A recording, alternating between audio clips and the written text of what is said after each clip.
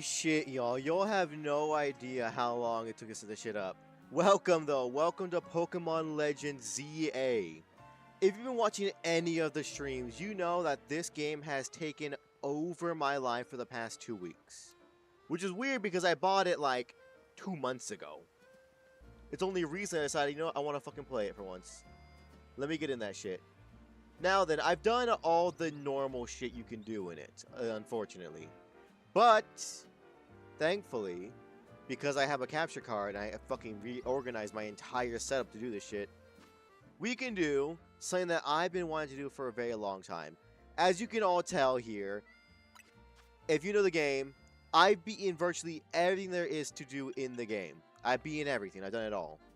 But that means I can do something very special and something I've been wanting to do for a very, very, very long time, but never had the motivation to do. And I thought, hey, I've been doing this for like the past 2 weeks. Why not just do it live? Because that's why I haven't been streaming as much, because I've been doing this shit. But the goal is to complete a shiny living dex. Now, we're not starting from nothing, because I do have some of the mons I caught in here already. For example, I got all the basic ones, the Diggersby, the Fletchling, the Pidgeotto line, the Weedle line, all that shit. I do want to point out I have an Alpha Floette. We are going to be looking for an Alpha Flabebe regular, because I want to make the Alpha Floette the fucking... what's it called? God, what is it called? Where did Eevee... Dog, I'm not going to lie to you, Eevee. That shit killed me to find those to get the fucking Pokedex complete in this game. Eevees are so annoying to find. We have a few more shinies here, as you can see. We have, weirdly enough, the beginnings of all the elemental monkeys. We have both Lopunny and Baneri already done. Krokorok line be almost done with the Machop line. Stunfish, some things. Some odd ones like Chandelure and fucking Pupitar. But that's it. But yes, how you doing, Eevee, darling? How was your day? In total, to get all the shinies for the base game, it's gonna go up to about where my marker is right now. That's how many shinies to get. Bear in mind, every box holds 90. We're looking for about 227 shiny Pokemon. Why on earth were you popping balloons? But since I put this into Pokédex order, we will be starting with a little bit of a hard hunt to get started. If you see where I am, you know what we're going to be doing. Essentially, one of the most popular hunts in the game is to just do this. You do that. And we do this over and over again. Because I decided if we're going to start this challenge off, we might as well, while we're kind of just chilling and talking together, y'all, do one of the harder shinies to start off with. Which would be one of the starters. We're specifically going for either Chikorita, Tepig, or Toto, as they're one of the first fucking 9. But any of the starters, if I'm being completely honest with you, would be good. Hell, any shiny in this area we don't have. That's also why I chose it. We have no shiny from this area currently, as they are. We have some pre-evolutions of these guys, but none of the full ones. No, not balloons. Balloons from the silly tower defense game. Bruh, I thought you were actually popping real-life balloons. I'm like, what were you popping balloons for, partner? But, yes, also, quote me if I'm wrong, but I think it's like, my odds with the shiny charm, just generically, are about 1 in 1096, I believe. And when I do this, I'm resaying all of the Pokemon in a 50-yard radius. If I just put a marker down there, basically any mon from here in a giant circle around me like that is being respawned. That is how we're going to shiny hunt for the first few starters. Because in that circle we just circled, we can get Bulbasaur, Chikorita, we can get Squirtle, and Totodile. Those are what we're looking for, but we can also spawn Dragalge, Malamar, and Gardevoir, and Roserade there. Any one of those is a new shiny for us. So, that's kind of why I want to start at Area 20. But how'd you do in the game, Eevee, by the way? How was you... Actually, what do you even do in Balloon Side Defense, Eevee? I'm guessing you're done with the campaign right now. Because, to be fair, when I played Balloon Side Defense, I never beat the fucking main campaign. I got to the very, like, last 6 levels, I think, and then I just gave up. Because I'm not gonna lie to you, it just wasn't fun anymore. I'd be spending, like, 3 hours just trying to beat one level to not win. Sorry, taking a drink. I think my average was, like, every 10 hours I beat one expert level, and at a certain point I was just like, I'm done. You win, game. I can't do it anymore. I'm fucking done. I can't do this. But yeah. So today's probably going to be a longer stream, but also a lot more chill stream, because this is all I can do. Because all I can do is do this and wait. Because for some people, this is boring. I love shiny hunting. I have been shiny hunting since, fuck me. I remember, like, I went looking for them when I was a little kid back in Heart Gold and Soul Silver. But I wasn't really that successful because I didn't know any of the methods. I didn't really get into super big shiny hunting until, like, X and Y, I feel like. You say campaign, do you mean just playing the game or the Frontier League campaign? Just playing the game, like, the basic levels there are. If you're not, like, fucking Blackboard or none of the extra Odyssey shit. Because that's what I call it, the basic levels. I call that the campaign because that makes my little monkey brain make sense of it all. You know what I mean? In my only... I want to just check. I doubt. Yeah. See, there's a total. That's one of the things we're looking for. Looking for one of these Totodiles. Is that a... That is an Alpha Dragonite. But... For half a second, I thought that motherfucking... The Bulbasaur over here. Bulbasaur spawns right there. I believe that it was within our circle, but I can't be sure. I think it is. Very first shiny was my daughter, Sylvie. Oh, you had a shiny Eevee as your first one.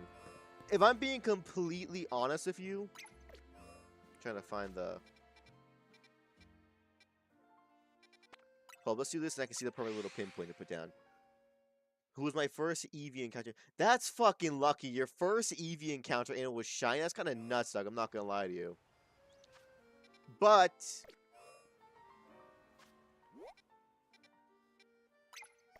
around there. Perfect. This circle right here, a circumference of this size, saw that thing make a giant circle around me. That's what's respawning. But yeah. Because I know my first shiny, because I said Heart Gold and Soul Silver, it was the Red Gyarados. But I don't count that as my first real shiny, y'all, because as we all know, it's a guarantee. That doesn't really count in my eyes. My first real shiny was a shiny Pidgey I encountered way after beating the game. I was essentially walking back on the first route to get back home to the mom. To get some money, because I do the thing where I send money to her. I was gonna go pick up some money, and just by random chance, shiny Pidgey. It was fucking crazy. Yeah, and she's 17 years old because I created her in OC when I was 6. You got a shiny Eevee at the age of like 6? Well, I mean, I guess I was like I don't know, 8 or 10 maybe when I got my first shiny Pidgey. I'll never forget, though, I did another different run of Pokemon Heart Gold Soul Silver, where on my fucking first trip through the initial route, shiny Rattata. Oh, that shit was fucking crazy to see when I was growing, when I fucking first did that shit. When I knew what shiny Pokemon were.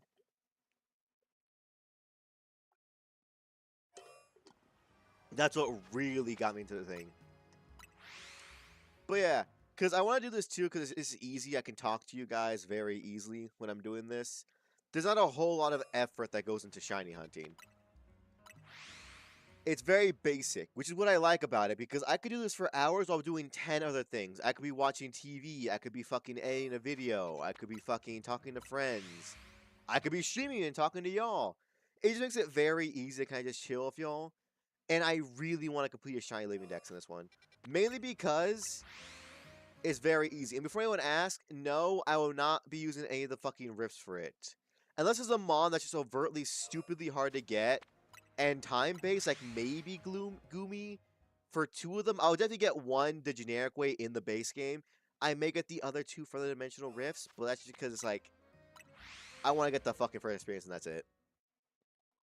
Oh no, trust me, in my small child days, I was a fucking gamer. I would mop the floor of my entire family in Crash Tag Team Racing. Jesus fucking Christ. But yeah, it's just, shiny hunting is so nice to me. I love it. I adore the act of shiny hunting. I'm sorry, that Malamar tripped me up for a second because typically things don't spawn that quickly in eyesight to when you just spawn in. Fun fact, shinies tend to spawn in a little bit quicker than any of the other mons. That is a free fun fact for y'all. And also another thing, I will not be using any of the AFK methods or the turbo controller methods to get any of these shinies. I want to get all my shinies from this point on to be just regular me doing it by hand. I say from now on because I think 2. Yeah, 2. No, 3. This Pidgey. This Floette. Oh, no, it's a few. These 2. No, it's just this Floette because I found a different route. This thing. Okay, basically most of this box. This Skidoo, this Floette, this Pyroar, this Meowstic, and this Pidgey I all found via the AFK tower method because I wanted to try it out. I got those as I went to a shower and came back. I didn't like it. I really didn't. It just seemed too unfair to me. There was no, like, challenge to it, you know what I mean? My mindset to encounter shiny is, ooh, catch it and just walk away not really excited while taking Sylvie to a cafe to stare at it. Exactly. I just love shiny hunting. It's just a mindless, beautiful thing that I can do. That could just, be relaxing. I can talk to y'all during it. And the best part is, the community is just so nice because in a lot of other games, if you're not doing well or you're not being super entertaining, you're done. In shiny hunting, every real shiny hunter knows it takes forever to get shinies. You're not getting those motherfuckers quickly. It's gonna take some time. Because I gotta say, one shiny I really want to get in this game, my dream shiny from Legends ZA, y'all. If you do not know, my favorite Pokemon is Absol. And in this game, you can get a shiny Alpha Absol. Because I already have a shiny Absol, trust me. I've taken that bitch through so much. I've had so many adventures with them. My little Absol Ruby. They have so many medals, they're hyper trained, they be in so many leagues and battle towers. I love them. Oh, trust me, Undertale first time streams is a fucking disaster. Yeah. But at least with this, Shiny Hunters, we all know what we're getting into. This shit ain't gonna be quick. Unless I get very lucky like right now. Imagine though. Because believe it or not, my odds aren't that bad. My odds are, like I said, 1 in like 1,096. But that's not that bad considering that I'm respawning like, with every little reset I do, I'm respawning about like 6 to 8 mons, I think, in my little sphere. So each one, I do 10 of these things. That's 60 mons. You know what I mean? I do 100. That's 600. That's already fucking, halfway there. Because I know I can get all these, like, quickly from the little, like, rifts. I can get any one of these mons I'm currently looking at from a rift. That's a little too easy, because that's playing, like, 10 to fucking 12 mons in, like, each reset. Plus, I have sparkling sandwiches.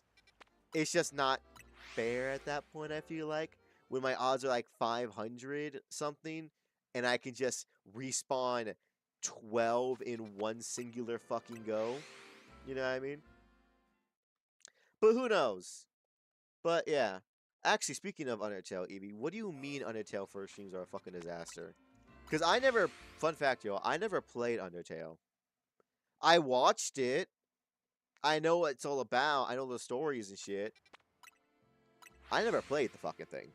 Because that shit came out when I did not have a fucking PC. Like, in the slides. That shit came out when I was, like, in middle school or high school, I'm pretty sure. And sorry, I did not get an actual good PC until, like, a year or two ago. Yeah, like a year ago. But, you know, it is what it is.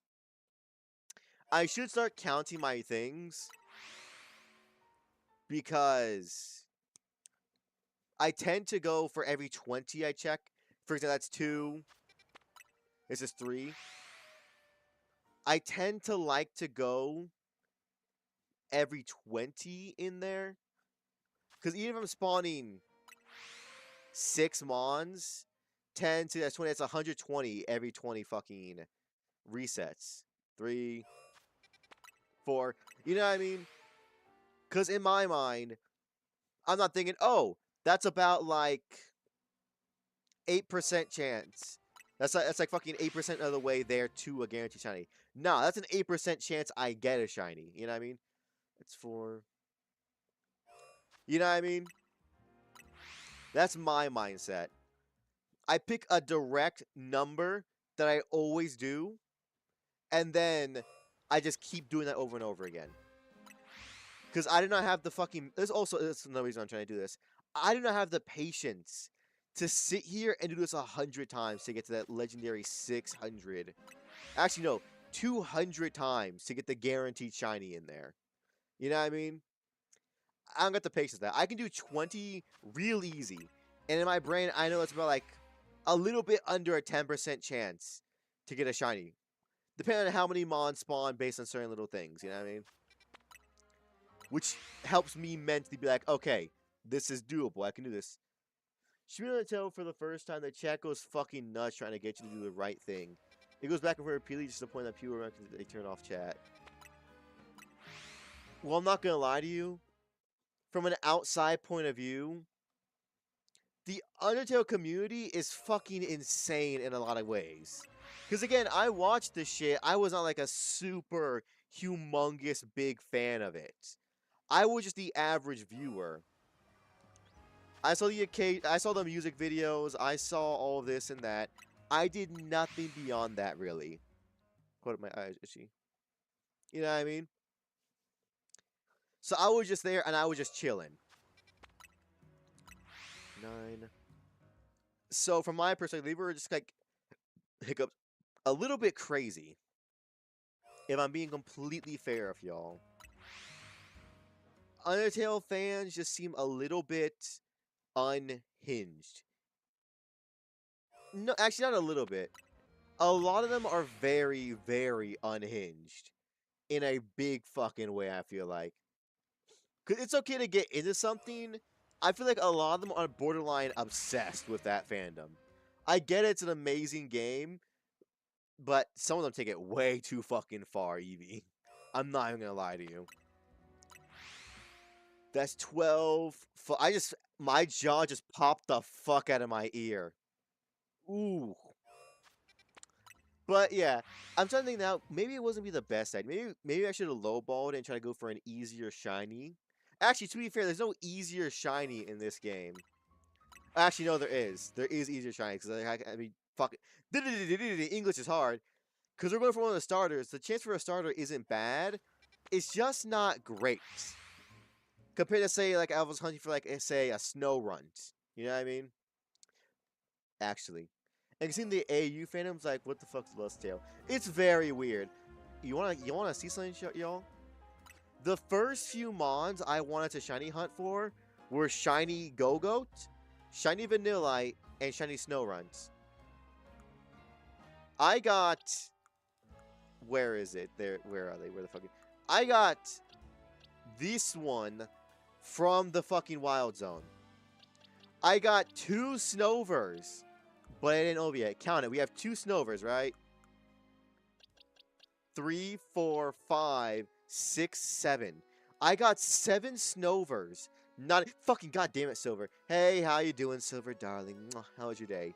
I got 7 Snovers. Not a single motherfucking shiny fucking Vanillite, Go-Go, or Snover. And I got a fucking Machamp. I went fucking, what's it called? What is it called when you get a fucking shiny? That's not the one you're looking for. I got 8. Fuck, what's it called? Repeats? Not repeats. What's it called, y'all? Ice cream law. I fucking really wanted a shiny Vanillite. It's not over odds. Phases. Phases. That's what's called, phases. I had 8 phases in that shiny hunt. I spent like 2 to 3 days just doing that. I didn't even get the fucking thing. I just got a bunch of Snovers. Bear in mind, Snover is like the middle encounter there. It's like, you're gonna get a Snover, you're more likely to get a Snow Runt before that, though. Okay, finally I found the Twitch team. Thank you, Evie, darling. Mwah. Thank you very much. But yeah. It's like that, y'all. That's like 17-ish. Because think about it, I've already been here for 20 minutes. It does not feel like I've been here for 20 minutes. This is how much I love Shiny Hunt, because I can just, like, forget that time exists. I spent, like I said earlier, literal days just doing this. Letting my mind just, like, you know, fade away from me. Just so that I can just relax and chill with y'all. And chill for a day. Because I'm not gonna lie to you, I didn't like Pokemon Legends ZA at first. I didn't. I bought it like 2-ish months ago from now. 2-3 months ago. Played it for about 3 hours. Said, I fucking hate this. I'm never playing this again. A week and a half ago. I decided, you know what? I bought it. Might as well play it. I played it for a little bit. Immediately, somehow just fell in love with it. I fell in love with it. And now I have... Fuck, we'll see in a second. But I have a lot of hours into this fucking...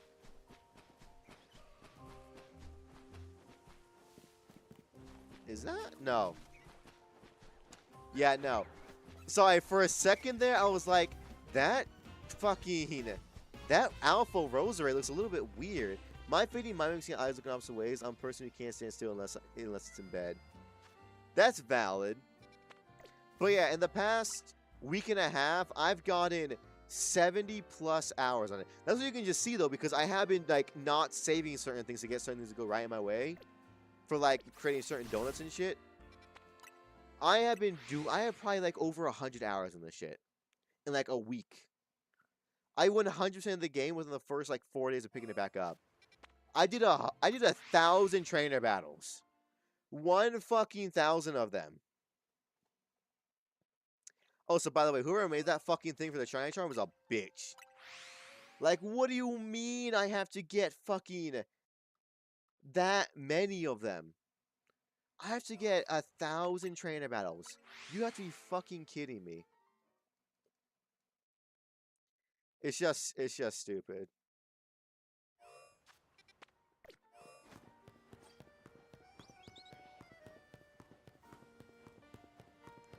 Hold on.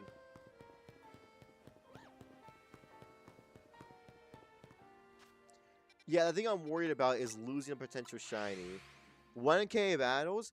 Oh, yeah. In order to get the shiny charm in this game, unless you buy that DLC, and I do have the DLC, but I bought it after I beat the main game, because I told myself that, where I already didn't play this game for 2 months after paying $60 for it. I'm not going to buy the DLC in a game that I put down for 2 months without even fucking playing for very long. You know what I mean? So I told myself if I won 100% of the game, I'll get the DLC. And lo and behold, I did it. Just for the shiny charm, y'all. Every shiny hunter knows shiny charm, necessary. You gotta get that shit if you want to do anything kind of important in the shiny hunting world. But yeah, it's like that, y'all. It's just 1,000 battles I had to do. 1,000. Sorry, I had to win 1,000 battles. I shit you not, y'all. I woke up one morning, started playing, did that all day. I didn't finish until the early AM of the next day. Because I get trying to add longevity to your game, right? I get that. I understand it. It gets to a certain point, though, where it's just like, come on. Because another one of the big challenges is break 1,000 rocks. Like, what the fuck you mean I have to break 1,000 rocks? Am I a fucking caveman? It just doesn't make sense, to be honest with you. 6. I'm not gonna lie, I'm not even counting this shit anymore. Like, I'm trying to count it and keep track of it in my brain. It's not fucking working.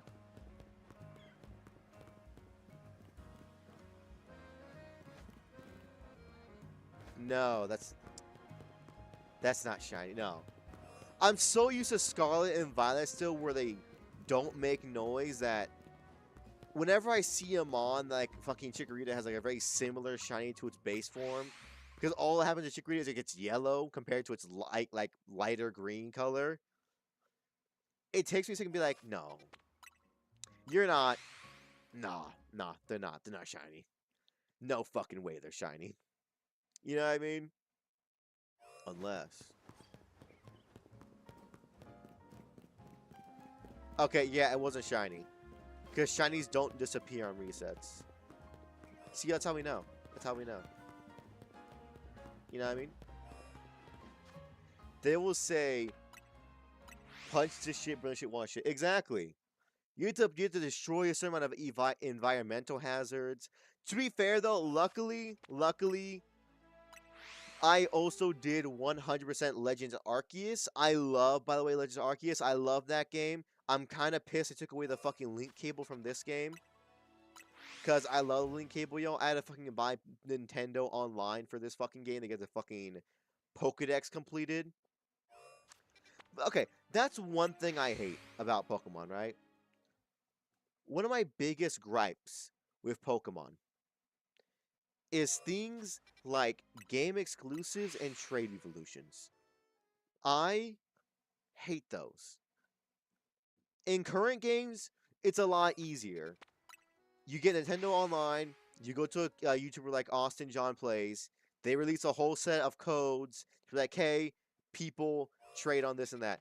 Get a friend, hippie. Exactly. But bear in mind, anyone, back in the day, that shit was fucking impossible. You had to, 1, have a friend, 2, have a friend that had a DS, 3, have a friend that likes Pokemon, 4, have to have the same generation game as you, but the opposite one. For example, if I had Diamond, they had to have Platinum because of game exclusives for some reason. Woo! I always hated that. That's why I love Legends Arceus so much. I could do everything in that by myself. Better hope they don't sneak the trade away. Exactly, that too. For current day shit, if you are trading online, be careful if there's a trade evolution of an item. Make sure that fucking person has the item on their Pokemon too. Remember, lockpicking is not bad. It is cringe. Exactly. I just don't like trade evolutions or versions because I'm not gonna lie to you. If I made a Pokemon-esque game, I'd make it just one fucking game. The fact they always release it in pairs of 2 is just annoying. Not based. Not based, exactly. Everstone. I know exactly who you're talking about from fucking Pokemon Platinum and Gen 4. Mindy. Her name is Mindy, I'm pretty sure. And for those of you that don't know, Mindy will trade you a Haunter in-game for, like, I think it's like a goddamn fucking... it's like a goddamn fucking, like, Snover or something like that. Something really shitty. And you think you're gonna get a fucking... a Gengar, because it's traded. But no. Mindy has other plans. Because she decided to put a fucking Eversol on the fucking thing. Like a bitch. It's just, I remember doing that as a kid and I got so fucking pissed at her. Because back in that day, only me and my brother shared one DS, and we both had only one copy of the game. Cause now I'm looking back on shit, I could have definitely gotten complete Pokedexes from like black and white forward. I just didn't know that that thing was like useful. To be fair, black and white was the generation that used the shiny charm, so it makes sense. That is a big boy. That is another big boy. A lot of big boys in there. But yeah, I just don't like it. Because I get you can have trade illusions, it's fine. Allow us to just do it on our own. Because if I'm being completely honest with y'all, I don't trust some fucking random person with my Pokemon. Especially, God forbid, you get like a shiny Phantom. That's a trade evolution. If you're trading a shiny Phantom with some random motherfucker, odds are you're not getting that fucking you're not getting the shiny Phantom back. They're just gonna take it. You know, trade illusion makes no sense to me. It's like your Pokemon is saying "fuck you" while getting smashed by the other one. Exactly. Because Pokemon is all about growing with your partner. What do you mean my Pokemon only exceeds its final form when it leaves me? Because I know the whole thing was to meet up with people, but if you do that, have something in-game to be able to evolve them naturally, either in the post-game. Yeah, just having the post-game. Let it be bought like every other evolution thing, like the stones. I can just go buy any fucking the stones I want right now in the game right now. I could buy a fucking...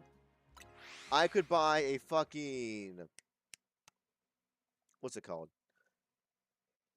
Oh yeah, I could buy an ice stone, a fire stone, a water stone, a leaf stone, a thunder stone right now. Why couldn't you just make it like a link cable? $500,000. Make it $1 million.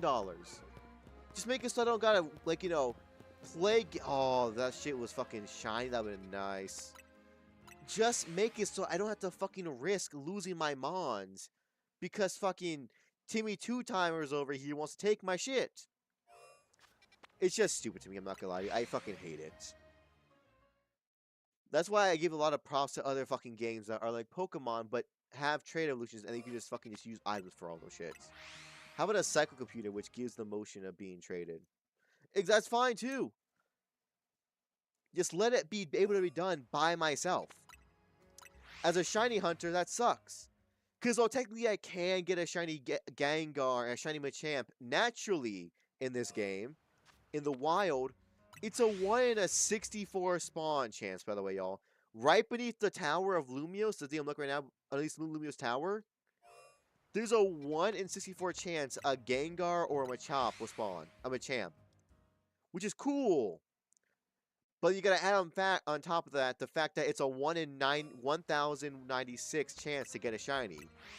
So I'm trying to hit the 1 in 64. On top of hitting the 1 in 1096, the odds are not great. They are a little bit better in the dimensions, but even then it's a little bit rare to find them still. Are you like reloading the plan to get better rolls on Pokemeans? Essentially, yes, Silver. Essentially, I'm trying to complete a shiny living dex, which means every single Pokemon in the game that can be shiny, I'm trying to get one. Every single one. Only men, yep. We only want the men. We only want dicks here. But yeah, I'm doing that. Every time I do this, it re-rolls the Pokemon for a chance to be shiny. Shiny Pokemon are just, you know, rare Pokemon that are colored differently and they sparkle when they get thrown out. Totodile, nice. Cool, Totodile.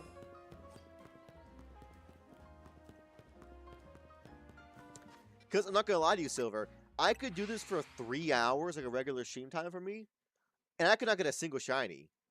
Because from the looks of it, I'm spawning about 4 or 5 Pokemon. That means every 10 fucking ones of these, every 10 reloads, that's only like 50 or 60 Mons. When my odds are 1 in 1096, I believe, my odds for getting a shiny Pokemon are not high, especially the ones that you want, because I had to do this, for example, for Squirtle. I had to get 3 shiny Squirtles in order to get a living dex of them. And I know this will be easier in like the fucking the Indigo disc of Pokemon fucking Scarlet and Violet. That one was also a little bit too easy for me for my taste, because I got a fucking loads of shinies from that, shiny living starters. I want to get it in this game this way. Yet people say shinies have better stats than the OG. I don't give a shit. My starters started in the absolute special. And the absolute special that I kept over the entire game. I also kept the absolutely gave from the Mega fucking the first Mega in this game the entire game too. I kept it on my team because 1, I love Absolute, and 2, it was a free Mega of my favorite Mon. Why didn't I take that shit? But yeah, fun fact though, y'all. Did you know in Gen 2, that was true? In current Pokemon, shinies only look different. They do not have anything different when it comes to stats. They do not have anything different when it comes to stats. But in Gen 2, when they were first introduced, they were actually stronger than regular versions of those Mons. Fun little fact for you. To be honest, any Pokemon you tame for story reasons make them feel special. That is true. That is very true. It's just nice. It feels like it's actually an adventure you're having. Because my team for this game was basically fucking Totodile, which turned to Feraligatr. I had a Feraligatr. I had a I'll save that for later. I had Feraligatr, Absol, Feraligatr, Absol, Krokorok, which was shiny. I had a shiny Krokorok for my playing the game, which was very fun. Actually, yeah, let me look at this. Yeah, okay. Shiny Krokorok, Absol, Feraligatr, Lopunny, and Mawile were my main squad. I did have a Scolipede for a while there, but I swapped it out. Same for a Charizard who got swapped out for Delphox, and then Delphox got swapped out for fucking Chandelure. I saved you a clip of Only Men. Cheers, mate. Thank God. Oh, fuck, man. Oh, man. But yeah. It's like that. I just loved it. I loved every single one of my fucking Pokemon I had in here. Because I know, like, I spent extra time for YouTube, yep. I spent extra time going for an Alpha Mawile. I went out of my way to get one of those. Because Mawile is another one of my favorite Mons. I love Mawile so much, y'all. Like, to an unhealthy degree, I love Mawile. They're just one of my favorite Mons. I love them. I thought they were so cool. Shiny's a bit lackluster. It only changes the inside of their mouth from red to purple. But even still, I like it. But it's just, it's nice to do this shit. It's very nice, very calming, relaxing, very zen.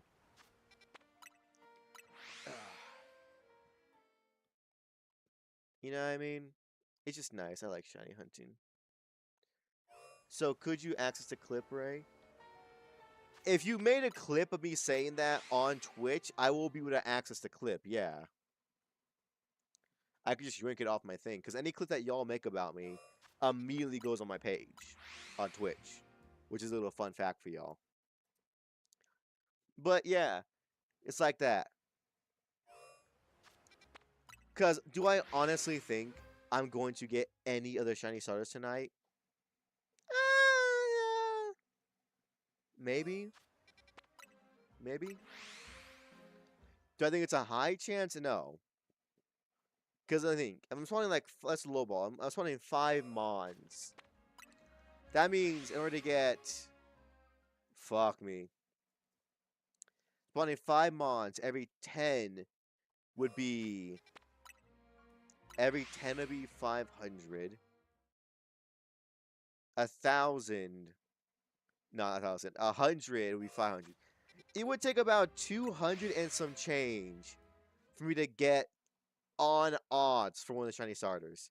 Not actually, no, fuck that. That'd be on odds for any one of these mons to be shiny. Take about 200 something fucking resets. If I'm lucky, because we all know over odds happens all the time when it comes to shiny hunting. I think we're gonna has yeeted itself because YouTube was giving me errors on connection. That's fucking crazy, man. That's fucking nuts. At least on the bright side, if this shit, my internet goes down on this, it shouldn't really cause that knock on wood. Well, it also doesn't have, hasn't happened in a while, but still. It's still, like, it shouldn't happen anything bad here because I'm not connected to the Wi-Fi for anything besides the stream itself. I'm not like playing TF2 where I'm connected to the internet to fucking play matches. This is all my shit. Oh yeah, so by the way, setting up the capture card, just as confusing as the first time I did it. I did that shit, y'all. It took me fucking over an hour to get everything done for y'all. When it comes to the capture card. It took so long because I just forgot how to fucking do it, which is weird because it's not that confusing. You plug the switch into one port, you plug the other one into the TV, you plug it on, and you plug that into the fucking PC. That's all you do. It ain't hard. Unless you're me. Unless you're me.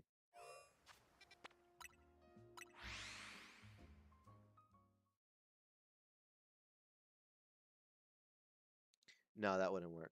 So I was thinking for a second if I could have all this all just on a one TV, but I thought about it, like that'd be a little bit too much for a thing. I mean, it's raining so fair, but having to use a phone for chat while watching your streams on PC is crazy. That is fucking crazy. Ah, thank you for that, Evie, darling. Mwah.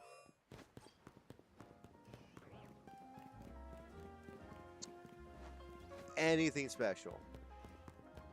Does any boy shine in here? They are not. Unfortunate, but that's how this works, y'all.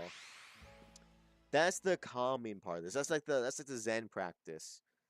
Because when you think about it, y'all, it may not feel like it. I'm approaching 45 minutes of doing this. I have almost been doing this for an hour. Let that sink in. Has it felt like an hour? No. I'm not gonna lie, it really has not felt like an hour in the slightest. Because I do want to go until I get at least one shiny starter. But like I said, the odds of that are not exactly in my favor. They're not super against it, but they're not going to be fucking helping me that much. You know what I mean? And now Twitch has crashed me. Like, whose site refreshed, and now I'm getting, whoops, we ran back into an issue showing content. What the heck? I have no clue what's happened to you, dog. You're fucking shit just having a heart attack right now. But yeah, this is what we're doing. Weirdly enough, I thought I'd be spawning more mons. And maybe it's probably to stop doing this and start just running around in a circle in the middle of the fucking zone. Not middle of the zone, but like on the outskirts of the zone, doing a circle like this. Just in the side of it, on the outer rim. Because then I'd be spawning everything. But hey, who cares? Am I trying to do this fucking amazingly perfect and fucking, you know, like, so it's like, okay, we're getting the most optimized results? Not really, no. This is just something I've been wanting to do for a while, and then since we all know that Pokemon Wind and Waves isn't coming out for at least a year, because that shit is saying coming out in, like, what, 2026? Something like that.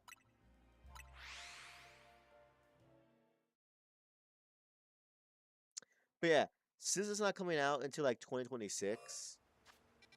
We're in 2025. No, hold up. What year is it? No, yeah, it's going on 2026.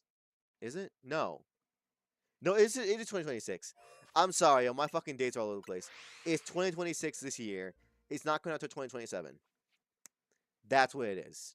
That's when Pokemon Wind and Waves is coming out. And not gonna lie to you, I'm kind of hyped for it. Because I'm not gonna lie to you. For the first time in a while, they knocked it out the fucking park with all 3 starters. 2026, it's been 10 years since Obama was president. It has been 10 years since Obama was president. That's a fun fact. Oh, that's good because that is a good way to fucking think about it because that's a term for a president is 4 years. He had Trump and Biden. Trump's back in office, and it's been 2 years because the midterms coming up. Yeah, I got it. My brain's locked in now. Come on, give me a shiny boy. Or girl. I won't judge game. I'll take either one. The funny part is I might spawn like a shiny somewhere down this fucking creek. Because Magikarp can spawn down here. There's a chance I just spawn a Magikarp instead of like a fucking Squirtle or something like that. Thus is the nature of shiny hunting. You never really know what you're going to get. For example, like I said before, the Vanillite. I spent like 2 to 3 days hunting for shiny Vanillite and like Go-Go and Snover. I didn't get a single one. But I got a shiny Machop and fucking like 8 shiny Snovers. Still weird how that happened in my brain. Like, I was within range to get all of them. Why the fuck was Snover the one shiny? What were the odds of that? Is my question. Because they weren't high. Man, I remember like 28 years, like 3rd grade, like being the first one I remember. Me too, kinda. Because, like, fun fact, y'all. I'm 22 right now. I'm 22. Turning 23 in a few months.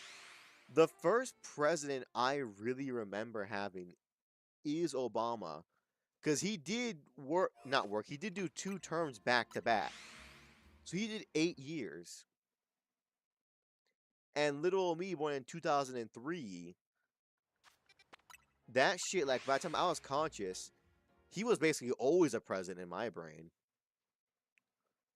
Because he was the only one I ever saw or heard when they were talking about the presidency and shit. You know what I mean? Now, of course, as I'm older, which is weird, because, okay, something hit me recently. If I hit the ripe age of 100, which, to be honest here, I may or may not, I'm already basically a fourth of the way through my life. 1/4 of my life is already been played out. Which, I'm not gonna lie to you, every time I think about shit like that, it does cause a little sense of existential dread in my, like, heart. Because, I'm not gonna lie to y'all. Am I scared of death? Not really. I'm more so scared of what happens afterwards. Because whenever I think about it, I don't like any of the options, you know what I mean?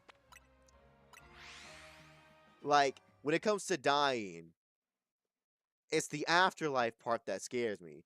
Death itself, it's natural. I've accepted that ages ago. I will die eventually. It's just thinking about what happens afterwards of death that scares me. Like, think about it. Let's just start with Christianity, right? Heaven and hell.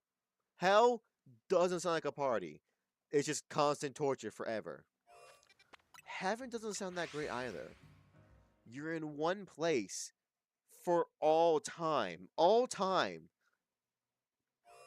Fun fact, y'all. Time never stops. Once time starts, it cannot stop. And it's like, fuck. It just, like, makes my head spin a little bit. Like, how neither of those options are good. Then there's, like, the inky black void of death, which is, like, it's like before you're born. You just don't remember anything. You don't experience anything anymore. That also scares me. Because I'm like, my consciousness is gone. I'm gone. But I've only...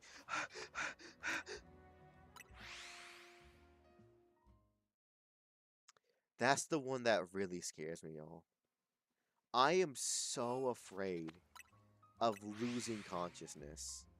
Because all I've ever known is being conscious. Bro, I was around for George Fisher Friends Bush. I was not really around for that. By the time I was conscious, fucking Obama was president. But yeah, that's the one that really scares me, y'all. It's the inky black void one that scares me.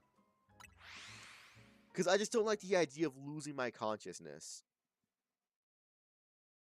Like, I'd rather be conscious in the inky black void than not be conscious in it, you know what I mean? It's just... It scares me. I am grown and man enough to admit that it scares me. Death itself does not scare me because I cannot stop that, but I know what happens when you die. The afterlife scares the fuck out of me. I don't want to be around when that happens. You know what I mean? I can't. That shit scares me so fucking badly, y'all. You know what I mean? Hello, chatter here. What are we doing? Simple, Spitfire. We are going for a shiny living dex. But first off, how you doing, darling? How was your day? We're going for a shiny living dex. We already have a good amount of mons in the shiny living dex. Some rarer than others. We are currently starting off the challenge off the bat, going for a shiny starter. Specifically, either Totodile, Squirtle, Bulbasaur, or Chikorita. Because those are the ones that can spawn right here. And also, every single Pokemon in this area, I do not have. Oh, got more conversation I ran walked into. Oh, yeah, we were just talking about, like, time and how, what we've experienced in our life so far. And I started thinking, like, how I'm kind of getting older now. And it's like, damn, I'm 22. Scary. I mean, you could be reincarnated in the next life if you're a good boy, which you are. But I get to see your life from boy. If you're bad, then you don't bad. It maybe being a toad would be that bad, though. Let's be honest. Being a toad would be that bad.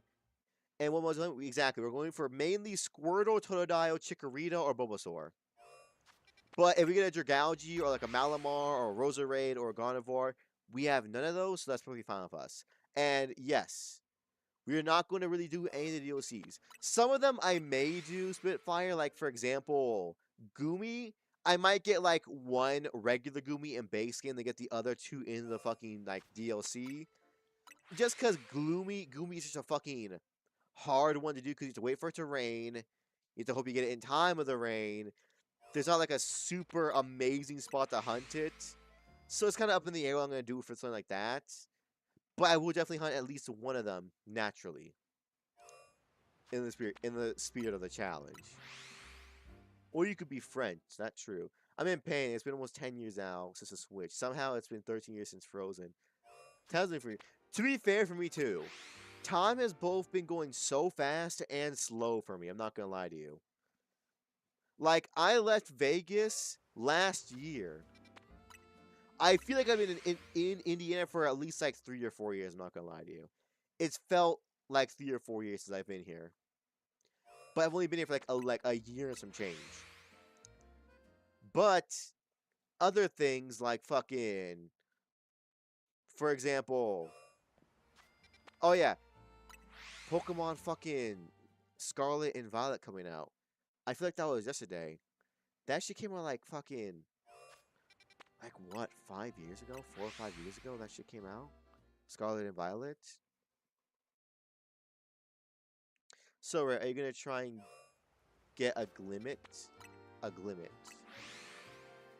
A shiny one in this game wouldn't be that hard. I've already seen some things for, not Glimmet. The fuck is Glimmet again? Sorry, don't tell me. Glimmet. The fuck is shiny Glimmet again?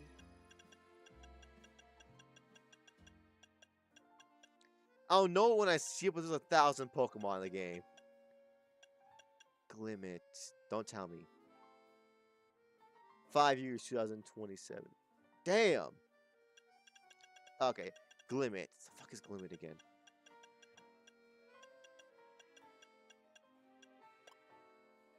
I know the name. What the fuck is it? When Gen 10 comes out, it'll have been 5 years in generations. Jesus Christ. That's the longest gap we've had between generations in a very long time when it comes to Pokemon. Which, don't get me wrong, I'm glad. I'm glad they're taking more time because I loved Scarlet and Violet enjoyment-wise. There was a lot of things fucking wrong with it. I'm not gonna lie to you. So many mons got stuck in walls, weird glitches, bugs, crashes. The lag, oh my god, y'all, the fucking lag in not Legend, I guess, but fucking in Pokemon Scarlet and Violet in the water was awful. I tried to shiny hunt for Lapras about like 7 times. I would always get like down to a goddamn PowerPoint presentation sometimes. Cause like you would think they test this shit. True, yeah, Gen better be banger. It has to be. This is the first generation they go into double digits. It has to be a banger. If it's anything, it would probably be worn by YouTube for per language. Glimmet. Who the fuck is Glimmet again though? Hold up.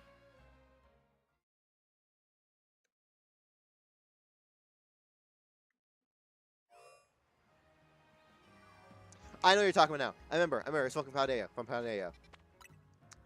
Shiny Glimmet, I should be going for one of those eventually. I actually was hunting for one before stream started. So yeah, but yeah, Gen 10 has to be a banger, y'all.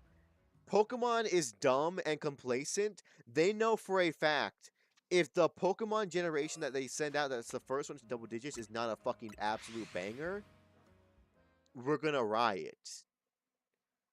About Gen 9, yeah. But yeah, Gen 9 has some problems, not gonna lie to you. Overall, me personally, I enjoyed my time in it. It had a lot of problems in it.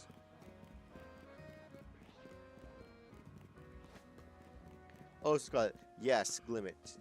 Theosaur Gen 10. The water type. The fucking... God, what's it called?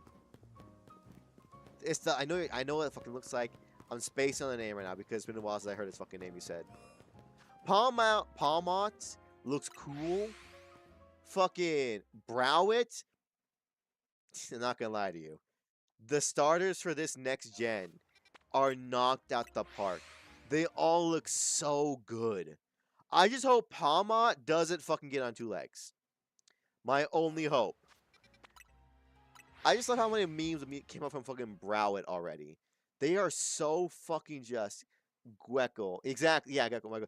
I love the look of them. I hope to God their shiny is fucking just mwah. I'm hoping for it. Here's some Scarlet. You know what it looks like, right? Yeah, it looks like a little fucking... Like a little rock. Like a little flaccid pee-pee in the air. Guecaco. But yeah, because also, it's dual type rocket poison. I know you're talking about Silver. I know you're talking about the purple thing. I was shiny hunting for one earlier today, but it just didn't pan out.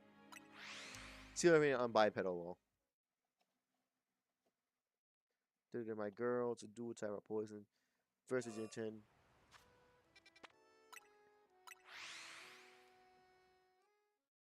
Spitfire. But I just don't like... I'm not gonna lie to you. There's been too many fucking bipedal Pokemon recently. There's too many. I want Gecko and Gekakwa. Gekakwa. I want Gekakwa and Palmot to stay on all fours. Browit is already on two legs and he looks great that way. Don't let the other two motherfuckers stand up. Because Inteleon, I'm not gonna lie to you, I have very mixed feelings on Inteleon. Inteleon makes you feel a weird way. It's mainly because, like, why do they make his hands so big? Why do they give him yaoi hands? I didn't like that. Because I like Sobble. Sobble was my main boy for fucking Galar. I just didn't like what he became. He's weird. I think I'll bow out, but it's cool when I come back later. Au revoir, darling. Mwah. Goodbye, Spitfire. But yeah, personally, I hope they don't stand up. No, that's not shiny. Unless.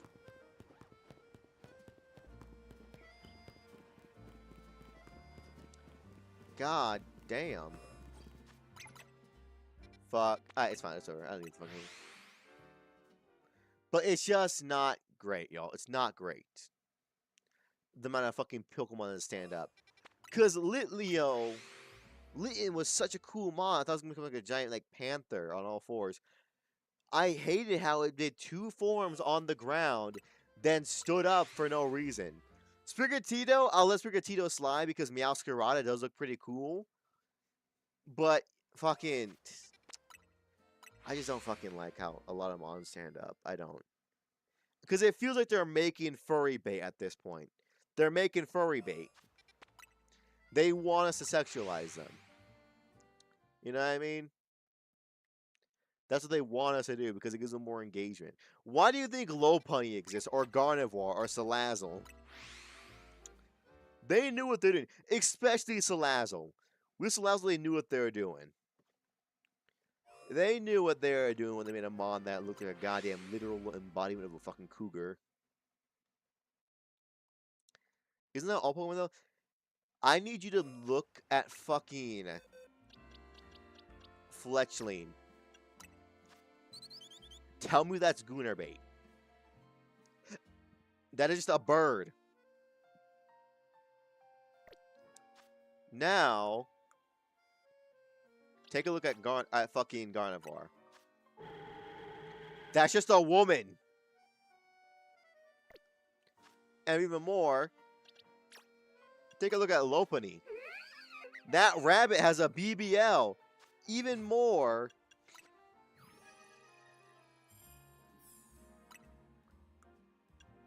Even more. Where is she at?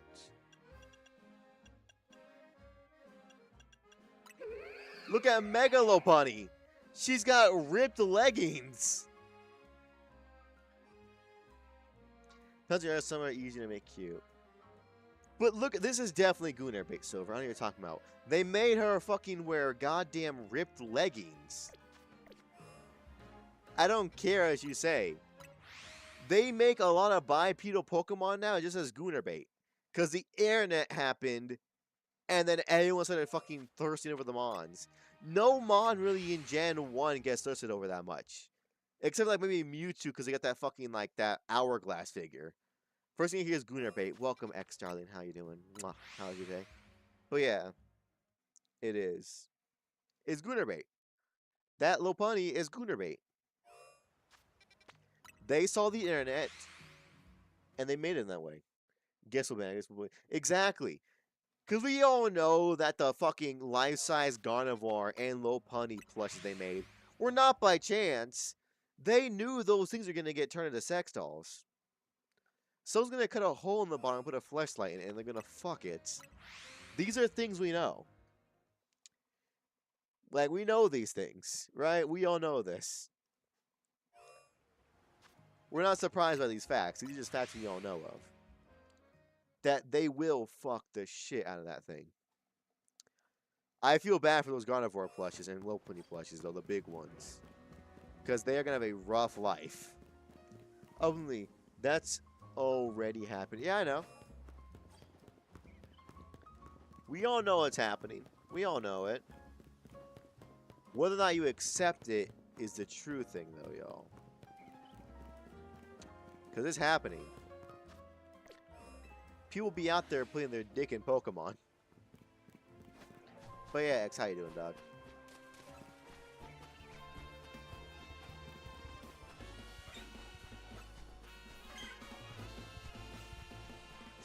Fuck me, no shinies. To be fair, we are still wildly under odds, I believe. I'm not keeping track of it that heavily, but we're under odds. I can guarantee you that we are under the odds. Because, like I said, in order to get, like, any real starter shiny, we'd have to do this about 1,000 times to get a guaranteed. But even then, it's not a guarantee. It's just like, that's just on odds. We should...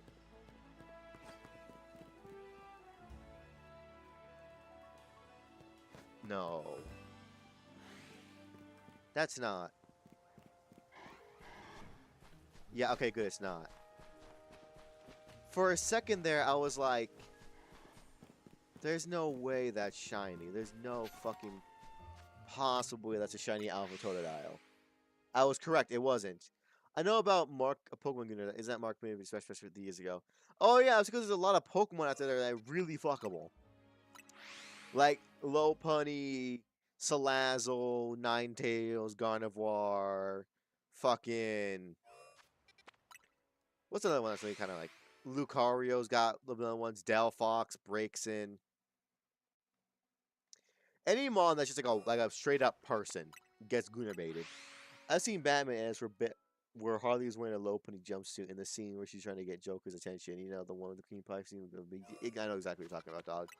I know. Trust me, I know. I have been on the internet before. But yeah, any mom that sits on 2 legs immediately gets the Gunnar bait treatment.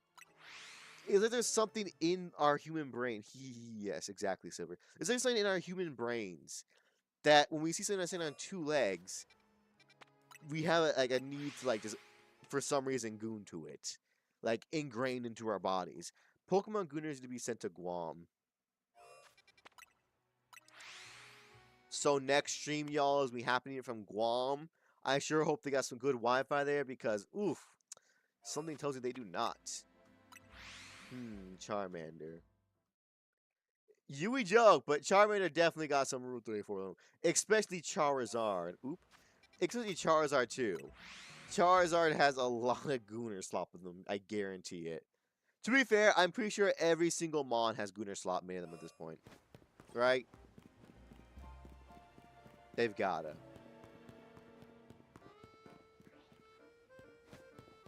Come on. That's right, load all the fucking Pokemons.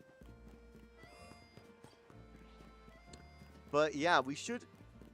Actually, may not be approaching odds that quickly because it's looking like a lot of the Mons are not really in our spawning range. I played Rule 34 a little. Some Pokemon outnumbers Overwatch. What do you mean somehow? That does not surprise me. Overwatch was once the king of Goonerslop, yeah? That was a long time ago, X. That was eons ago when they ruled. Alright? When the game first came out and they had the fucking goddamn, like, Tracer and Widowmaker scene. Yeah, no shit. They had 2 women in skin-tight clothing. One of which had a giant-ass thing of her back exposed. Wrestling on a roof? Like, come on. Exactly. It's around... True, also, Silver. Been around way longer than fucking Overwatch. Overwatch only was top for a while because there was no real... You know... Pokemon big fan of. Recently, the Pokemon Goonerslop sphere has increased exponentially. I'm going to say that right now. I don't know, I'm not a Gooner. Closest I've done is reading lesbian anime in Pixby. So I'm not in the Gooner ecosystem. You need to be aware of these things, X. These things are important things to know. For your future, you know, endeavors.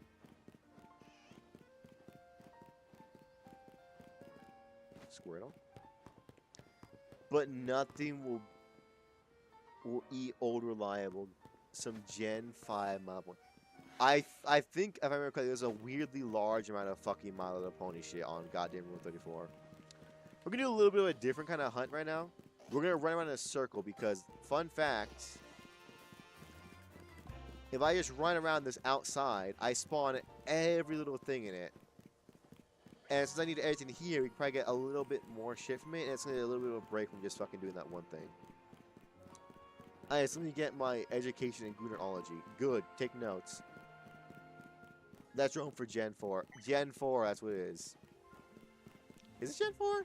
I don't know. I don't know My Little Pony lore. All I know is there's a lot of Gooner shit of it. That's all I know about. That's one of the few things I know from that fandom. That and the name of the main 6, because I worked in a fucking retail store before. Exactly, that's what we're doing. We're going to walk around in a circle around here, because we need every one of these starters. Might as well just try and get any of them. Because I think in that one lap, we spawned more of the fucking Pokemon than we did in any of our other ones. I think we did, yeah. So let's just walk around in a circle. Man, I swear we need to teach Roman noodles in school. Why would we need to do that, though, to be fair and honest with you, dog? There's not much written in Roman numerals anymore. Even clocks, like not analogs, fucking old school ones, still are having like just regular numbers on them now. There's not really a big reason to put a lot of emphasis on fucking Roman numerals. You know what I mean? There's not really a reason to do that when we could just, you know, learn regular numbers that we use in every single day in our day-to-day lives. You know what I mean? Okay, yeah, now we're cooking with gas. Because for some reason, I was doing the method of the respawn thing. I feel like, weirdly enough, I was only spawning like 1 to 2 mons every reset. It was very weird. I have a Roman numeral kitchen egg timer. That's good for you, dog. Counterpoint, every Super Bowl is a massive increase of boosters of Roman numerals. Yeah, for the Super Bowl, for one thing. Should we have a class based purely on American football then? Because that's only them doing that because, like, oh, I want to see what this number is for the Super Bowl. That's all it is. They use it one time out of the year. That's all they use it for. Does that really warrant using it in schools heavily and teaching it heavily? I wouldn't say so. It's like a cool subject to brush upon, but not like a super big in-depth one. You telling me that isn't gym class? No. I actually I played American football in all of my years in school. Like 4 times, maybe, in all my years of schooling. I played American football in PE once. Like that 4 times. 4 times. Other cool point, Rooney's look cool. Counterpoint, they're just numbers. Charmander, how you doing, partner? But I'm just gonna run around here. Damn, bro. Because I feel like I'm probably not, but I feel like I'm spawning more mons.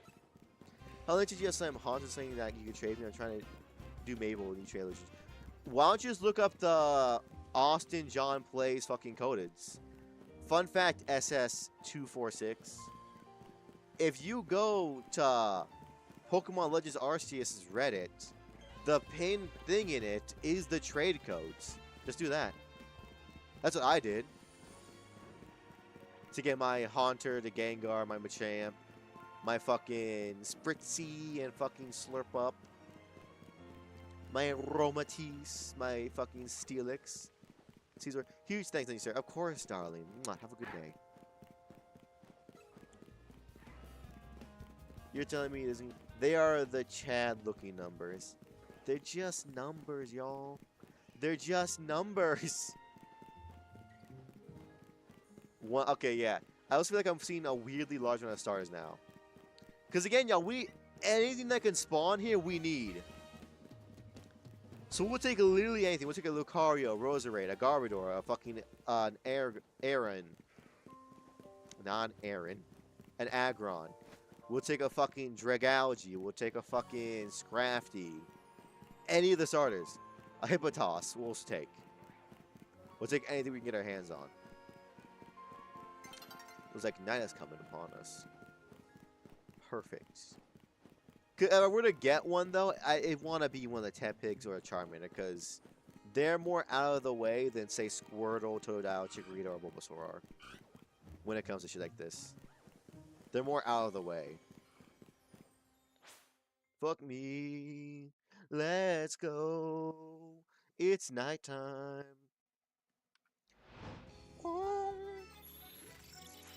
Fuck the battle zone on a real note. Fuck that. Jesus Christ, the battle zone. After 1,000 battles, I'm so done with battling. I'm not gonna lie to you. Makes me want to rip my legs off.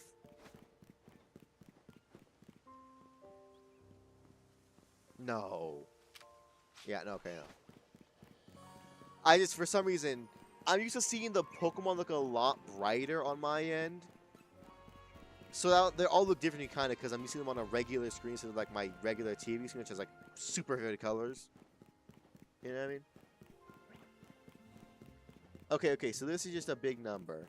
Well, it's just a big number. Yeah, just a big number. And you put that in Roman numerals, it's still just a big number. Hold up. Hold up. Be E-L-O.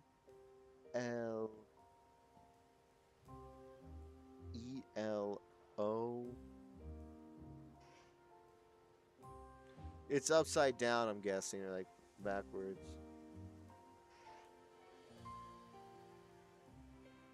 E-L-O.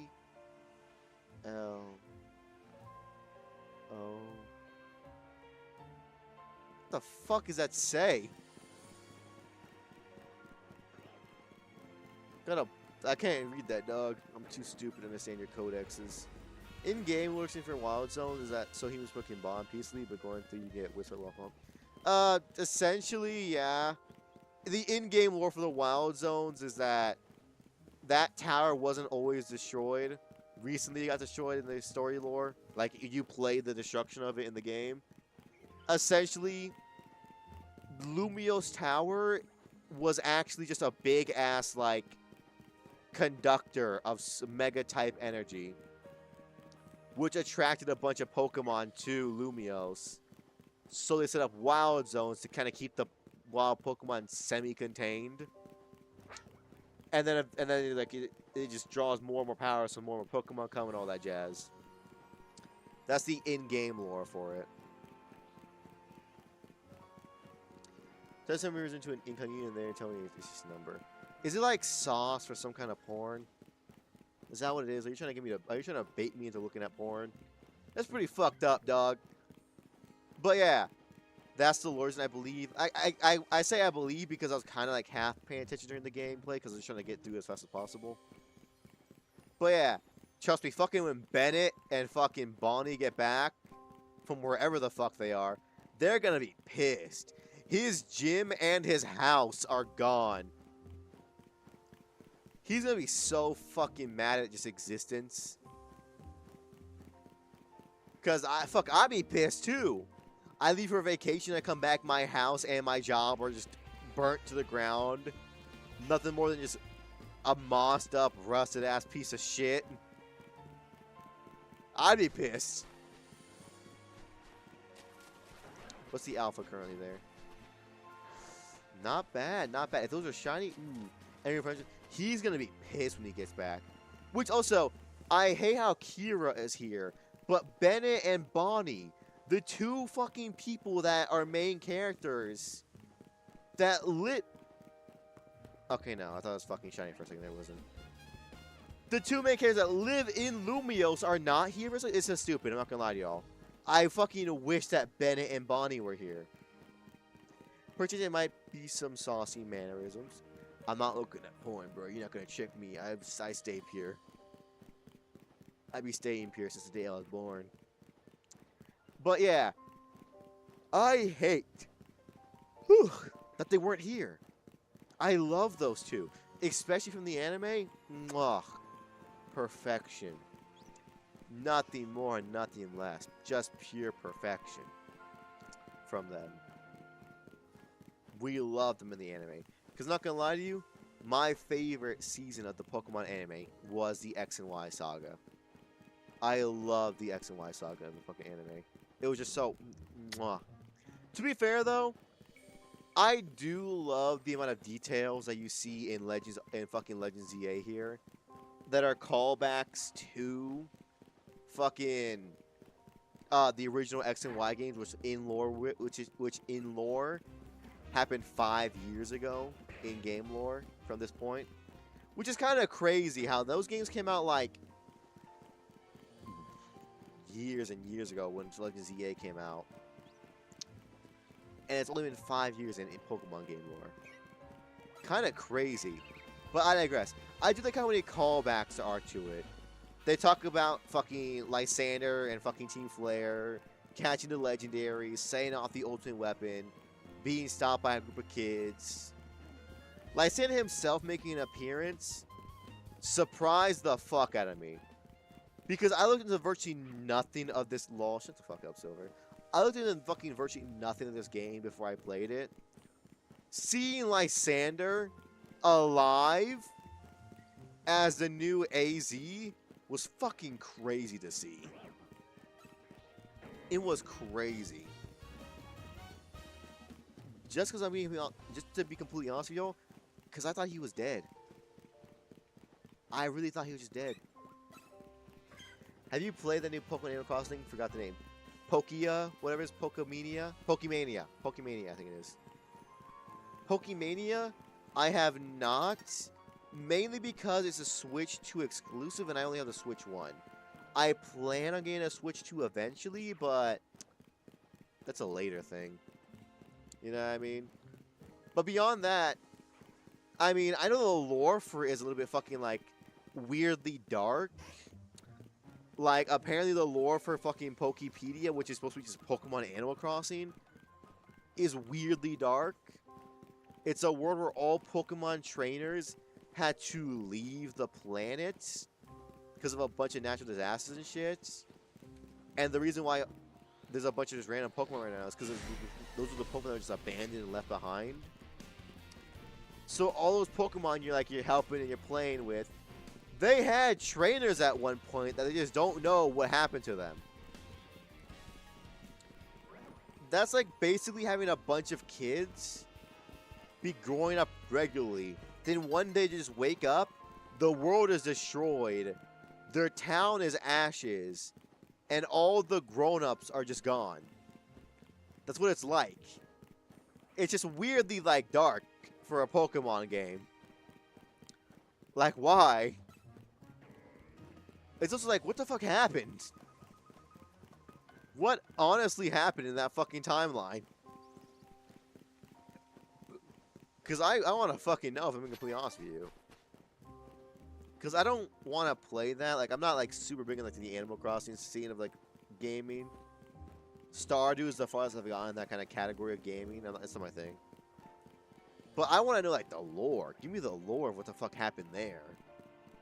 I assume it's probably, like, a legendary thing happened or something like that. Because you do find, like, Kyogre, Zapdos, and all the, like, the legendaries and that shit. So I assume some shit happened with them. But who knows? Who the fuck knows? All I know is I'm not going to play that shit. I can't be bothered to do. I'm not going to lie to you.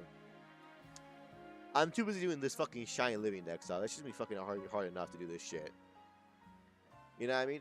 Fun fact, already been an hour and a half. It has not felt like that. I am just running around in a circle looking for a Pokemon to be a slightly different color. That is my life currently. It is just doing this. To make sure that if I get a Pokemon that looks slightly different, it's on camera. Yeah, a flex, I know.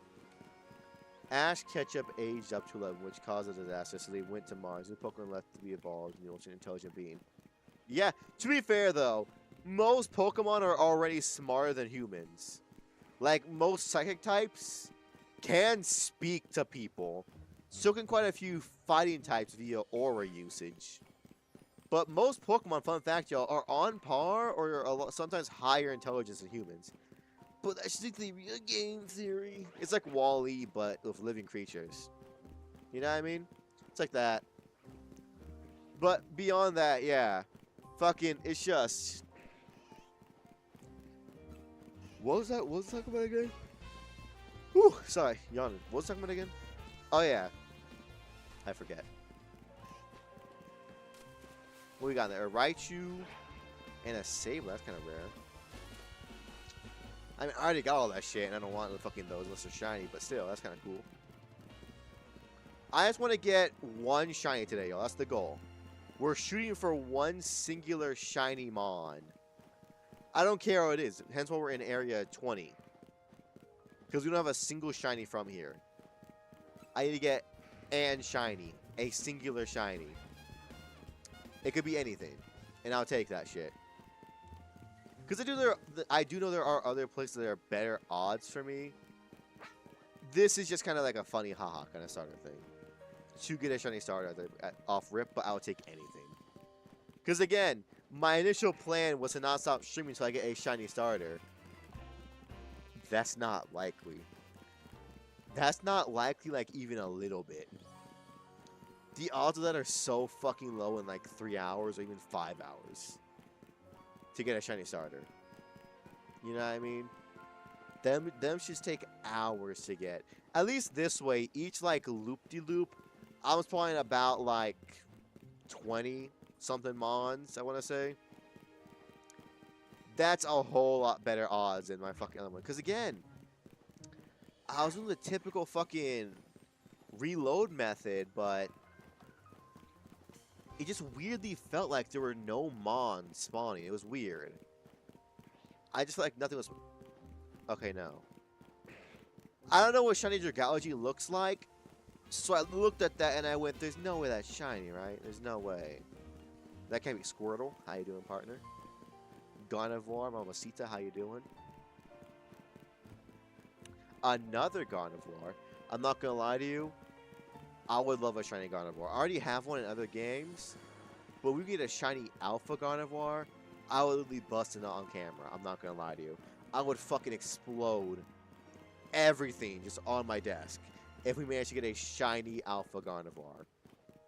Because I already got a shiny Ralts in my fucking back pocket. I want a shiny Alpha Gardevoir, though. Now that... Oh, now that would be fucking amazing. That would get my toes curling. My fucking heart racing. You know what I mean?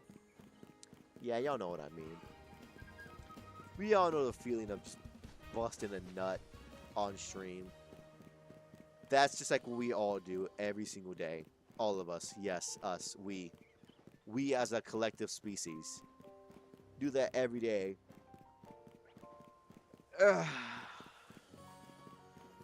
Kind of surprised though, I mean, to be honest with you. I would have thought I would have gotten a shiny by now, I'm not gonna lie to you. To be fair, again, we were going with that lesser method. Because I guarantee in the past, like, 20, 30 minutes, we've gotten more doing just this than we did the previous fucking reset method. I want to say, probably.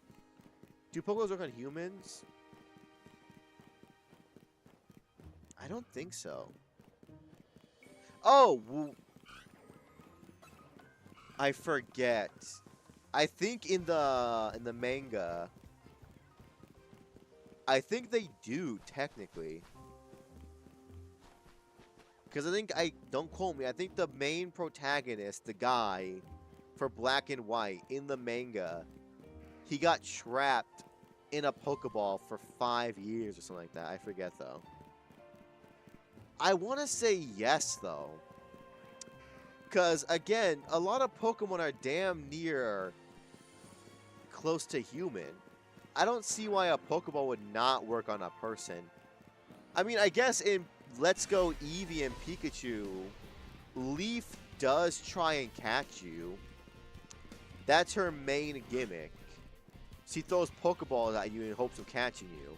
Which, I mean, like, shit, bruh. Get me in the ball. Good to know, if I live in the Pokemon universe, I would be catching Levant. That's fucking crazy, bro. That's a crazy thing to say. I mean, it's valid, but that's a crazy-ass thing to say. But valid. Oh, those two shiny would have been so nice. Any one of those two as a shiny would have been... Oh, the Absol especially. I would have loved the shiny Alpha Absol. Oh, I love them. Actually, speaking of switching it up, let me do something real quick. We're going to try another method. A method that's a little bit, you know, more casual. What we're going to do is we're going to go over here. And we're going to sit on where is it? I made that Gardevoir disappear because my pure aura. This bench over here. I'm just going to sit in it. Because if I sit in this bench over and over again, I have the highest chance to get like one of the grass starters. Also, any other mon in this area. The only problem with it is I have to go through this cutscene every single time. So it does take a good long time. But I'm here trying different methods. I'm getting the numbers up no matter what I do, y'all. Again, I'm not trying to go for the most optimal method. I'm going for just, hey, yo, it exists. You know what I mean? So I just do this over and over again. I wish there was a way to turn off the battle fucking zone thing. Because, like, I have not participated in a battle zone in, like, in-game time, like, 3 months. I just wish there was a way we could turn off that cutscene. You know what I mean? Alright, do it again. This is all we do. Because this gives my fucking hands a little bit of a break because I have been doing shit like just resetting all that shit. Got my fucking gamer fingers all fucked up. Alright, I have to know. Which pizza is the best and the worst in your opinion? I do not like barbecue chicken pizza at all. I do love pepperoni. And I know you're going to say, y'all, that's basic. It is. It is basic. It's basic because it's good. Like, I love... Is this like the optimal way to find shinies? There's a few ways to find shinies in this area. There's the bench method. There's the fly method. There's a few other methods in the game, too, that we can use. Like fucking... What's it called? I forget what it's fucking called. What was it called? Oh, yeah, any kind of ability we can go in and out of, we can do it that way, too. For half a second, I thought that bitch was light blue. But no, this is, like, not the most optimal way, no. Unless you're referring to the different chains. Like, this is definitely more interesting. Okay. Chains, I'ma always go with Casey's Pizza as my all-time favorite. I love Casey's Pizza. My least favorite pizza are the main food chains. Ah, fuck. That's gotta go to, like... What pizza place do I just... Honestly, I'd probably go for, like... I hate to say it, but, like, probably Pizza Hut. Because I like Domino's, I like Papa John's more than Pizza Hut. Pizza Hut, I feel like, is just so, like, finicky on whether it's going to be good or not. When I get Papa John's or I get Domino's, I know there's a 99.99% chance it's going to be good. When I get fucking... Oh, fuck. Hey, yo. People that love to stick their dicks in Eevee evolutions, they're wet dream right there. But, yeah. Pizza just seems like it's like, better not be Papa John's instead of currently eating it now. I love Papa John's. I love it. Back in Las Vegas, I always went for Papa John's, basically. When I could, I'd go for Papa John's. If I want to be cheaper, Domino's. Here, Casey's Pizza all the way. Now that I'm back on the East Coast, Casey's all the way. You know what I mean?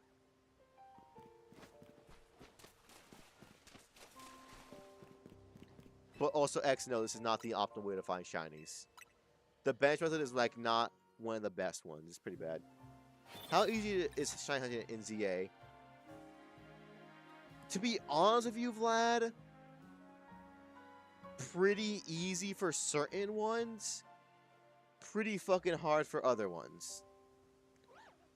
Like, anything in this area, easy as fuck. You can go leave and go away of doing it. If you get a turbo controller and put the right code into it for benches, also gonna be easiest shit in the world. Looks crazy boring from what I've seen. It depends. You're doing a lot of fly method, the bench, or the reload method. Because unlike Vaporeons are an interesting versions of Eevee. They are interesting versions of Eevee. Essentially, Vlad, I'm being honest with you, this does not have methods to get good shinies beyond the DLC, because DLC can get like shiny donuts that make certain dimensions have a higher chance of shinies, up to like 1 in 500% chance. But even then, you do the same thing of just doing something like this, where you do that, that's it. Because unlike with Legends Arceus, there is no mass outbreaks. There are no fucking outbreaks in general. All you can really do is try and find the fastest way to reload the save, your Mon. That's all you can do. You're just looking for the fastest way to do it as you can. And to some, yeah, that's boring. However, Vlad, shiny hunting has never been invigorating content. It's a lot of work to just get what you want. That's all it is. Well, neither did X, Y outside of chain fishing. X, Y had things that increase odds. You had radar. You had hordes. You had, you said, chain fishing. You had all those things. All of those made it way easier to find shinies than, say, in Legends Z in certain cases. Because chain fishing, you can get a fucking shiny like it's nothing. Hordes, you can get to like 5 Mons in one encounter, and all you gotta do is use Sweet Scent. That's a lot. That's 5 encounters at once that you could just run from. Like fucking that. So a lot faster. Then there was the radar. Radar, get a little bit lucky, you can get any shiny you wanted. Locked in. This one, you only got none of that. A shiny donut. What in a Nintendo smoke in here? You put certain interdimensional berries to a small child in a mythical Pokemon, and they make very good donuts that give you shiny power up. You know what I mean? Because also, X, you were one earlier. This is the most effective shiny hunting method. This is what we do. I do this, and I open the map as fast as I can, and I reload. Because every time I do this, I'm reloading all the mons within a 50 meter diameter around me. This is the fastest method. Never play a Pokemon game, but I've seen every shiny hunting very boring. They are. That's the point of them. I'm currently trying to get all 3 stars full odds, and it's actually something exciting because the review I've already gotten Froakie. Are you doing it in base X and Y? If you're doing it in base X and Y, good fucking luck, man. I mean, it's not the worst because that is when fucking the odds into being like what 4,096.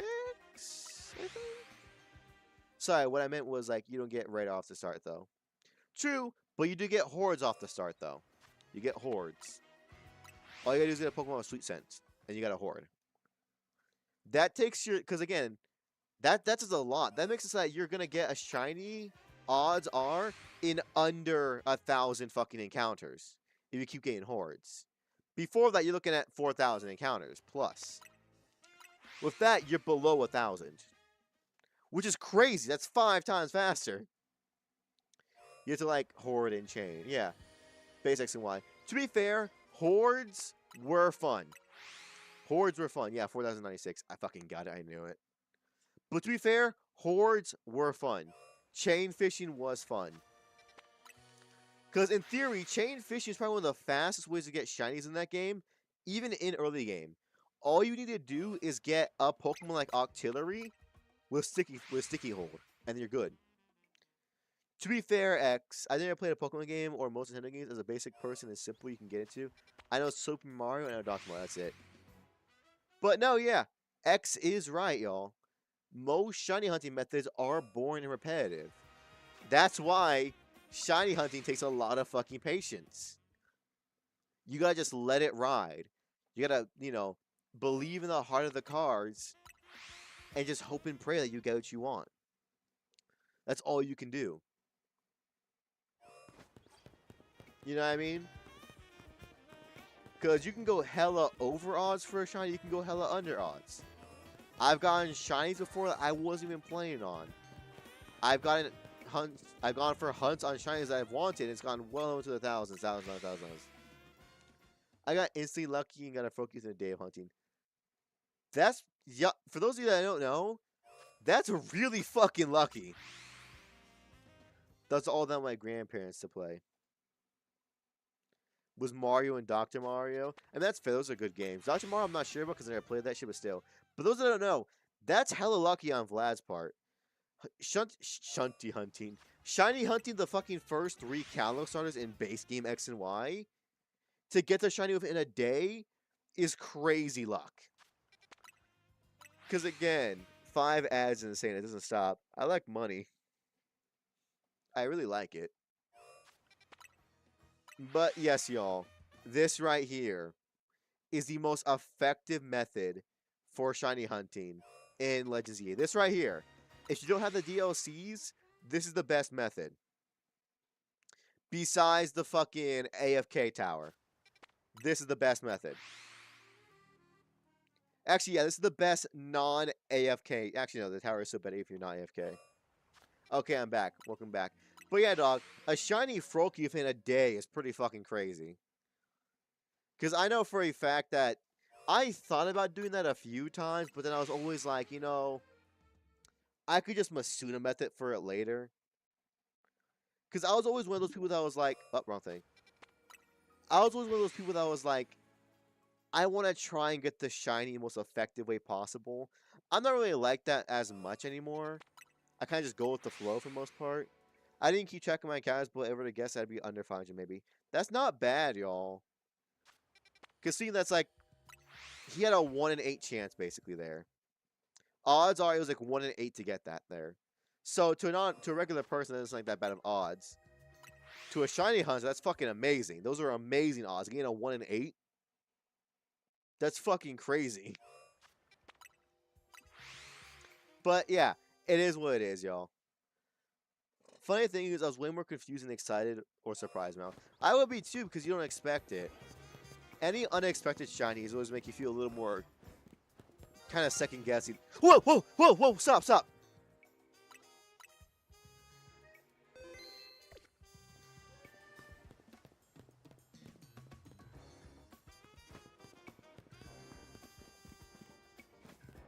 Hold up.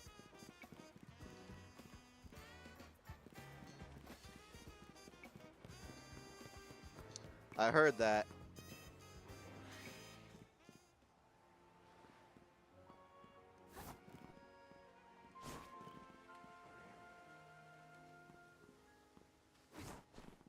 It's not you.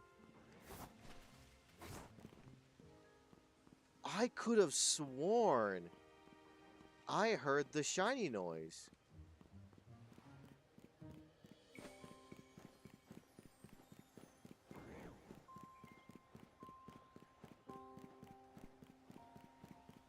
What the fuck happened?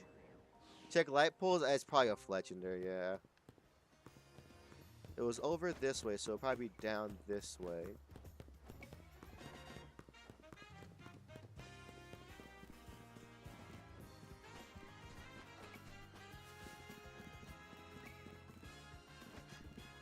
It's not that. No, that fucking Swirlix's thing is pink. It's not. It's purple.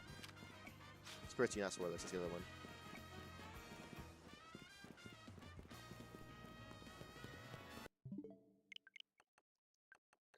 What the fuck was that?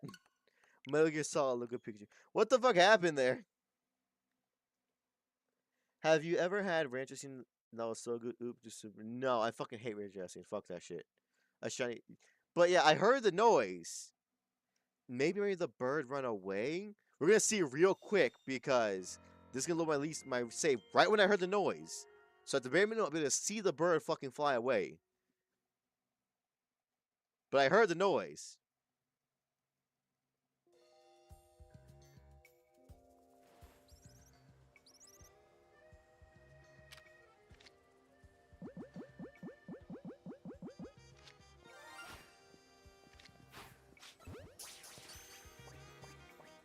Oh, fuck. Okay, to be fair, though. To be fair, that completes the Fletchling line. I'll give it that one. That completes the Fletchling line. We have all we need for the Fletchling now.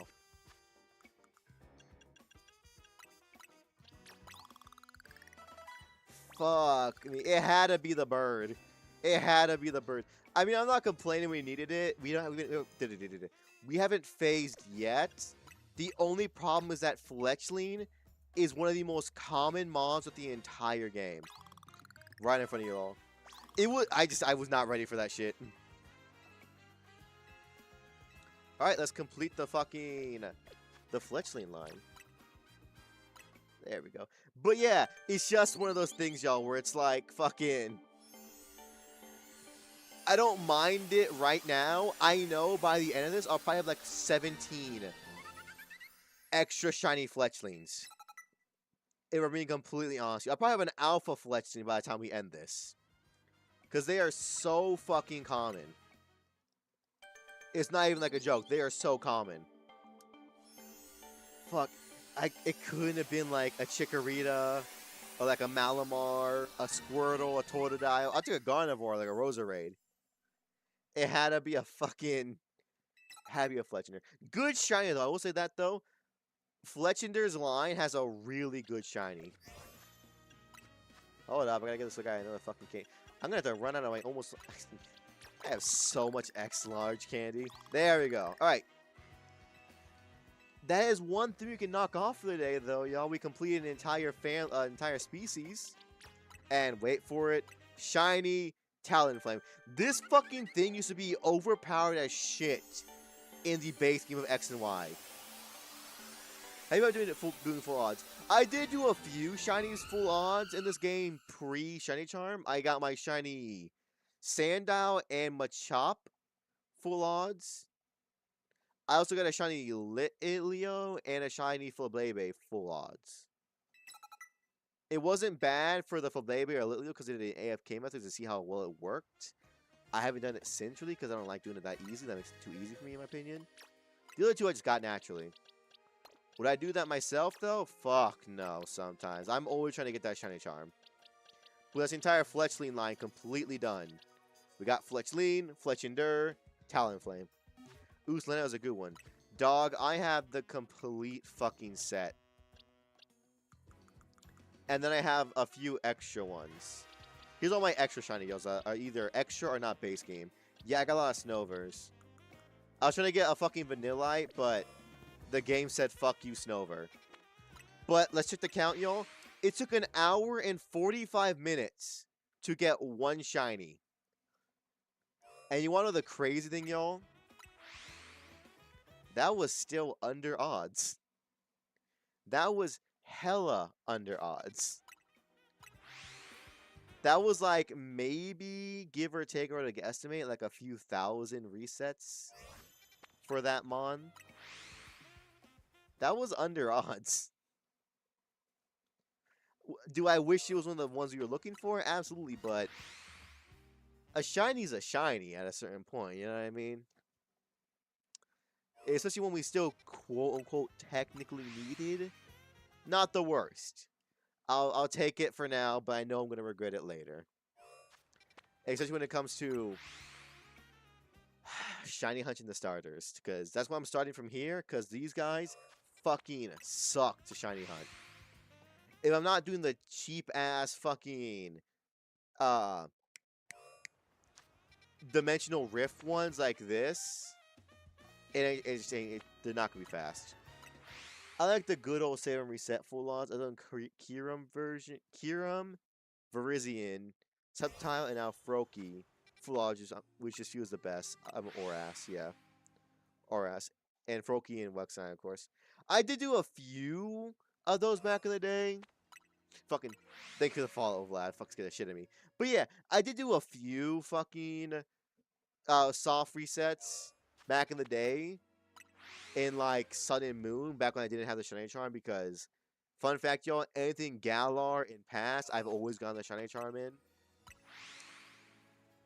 And to be fair, I guess no, yeah, I did get a full odd shiny Ho-Oh in Brilliant Diamond. Because I forget. No, yeah. Because the shiny charm doesn't fucking affect. Okay, I'm gonna push it out. The shiny charm in fucking Brilliant Diamond and Shining Pearl does nothing, y'all. It helps with wild Pokemon you find just in the wild, and it helps you with Masuda method. That's it. It doesn't help with fossils, legendaries. It doesn't help with fucking radar. It doesn't help with anything besides that. Just wild mons you find in the grass and Masuda method. That's it. I have Ultra Moon. I'm looking for Ultra Moon. I have Ultra Moon. I do not have Ultra Sun. I believe I had it sometime in my house at one point, but I'm not sure where it is now, y'all. But, oh, so I need to get...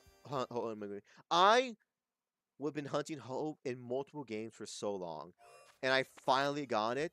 When I got that full odds shiny Ho-Oh, oh my god, it was fucking beautiful. It's such a good shiny. It's a beautiful shiny. I love, yo, how shiny Ho-Oh embodies its generation.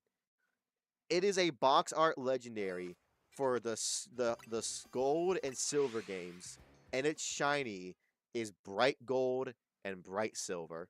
It is a beautiful shiny, and it is, ooh, very few Pokemon can live up to shiny fucking Ho-Oh. Shiny Ho-Oh is just so fucking good.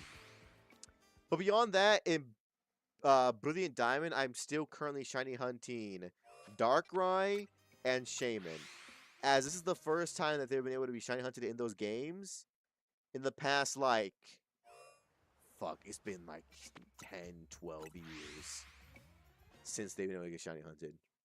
Because you can only hunt them in original Gen 4 games. And no other instance since they came since then could you shiny hunt them. Because what was it? I think it was like... Was it Black and White, I think, that started shiny locking legendaries, I think. It was either X and Y or Black and White that started shiny hunting, started shiny locking legendaries. Oh my god, I was playing some of the server shut down, and I managed to snag a trade from Marshadow before that. And at the time, I didn't realize how special it was. I didn't realize it was an event Pokemon. Oh yeah, speaking of Marshadow, y'all, fun fact: the last time you could get Marshadow was a limited time event in Ultra Moon and Ultra Sun. It's only now making a reappearance in this game. It's taken like fuck. It's been like 9 or 8 years since Marshadow was available. I'm sad I can never hunt Dark in memory. That would have been the dream. Because it's so much faster to hunt, y'all, for like soft resetting in the early games. In all the switch where you have to close and open your game to reset them on, it takes so long because the Switch hardware is different compared to, say, the fucking DS ones. The DS had to load one fucking thing. Also, the fact that the graphics are fucking more advanced with the hardware is not nearly as advanced as it should be. It makes it a little bit hard to fucking soft reset for things like that. Which is why also where I took so long to get Ho-Oh in Brilliant Diamond. It took me months to get Ho-Oh in that game. Because that shit would just take... I think, y'all, it took me about 30 seconds or something like that to soft reset once. In the old school games, it took like less than 10. It was also one of the like Circumstance Mirage where you need like 100 visitors or something like that. It's not fun. It's like Cresselia, yeah. To be fair, my experience with fucking Omega Ruby and Alpha Sapphire are very limited. I did play both of them. But once again, I lost those cartridges ages ago. I would love to go back and hunt in those games. I would adore it. But as we all know, any motherfucker trying to find a goddamn cartridge of an English old fucking Pokemon game, good luck. That's going to cost you both your fucking testicles. And your arm and your firstborn child. They are stupidly expensive. For some reason. I do have Cresselia, but not shiny. That's valid, dog. The fuck?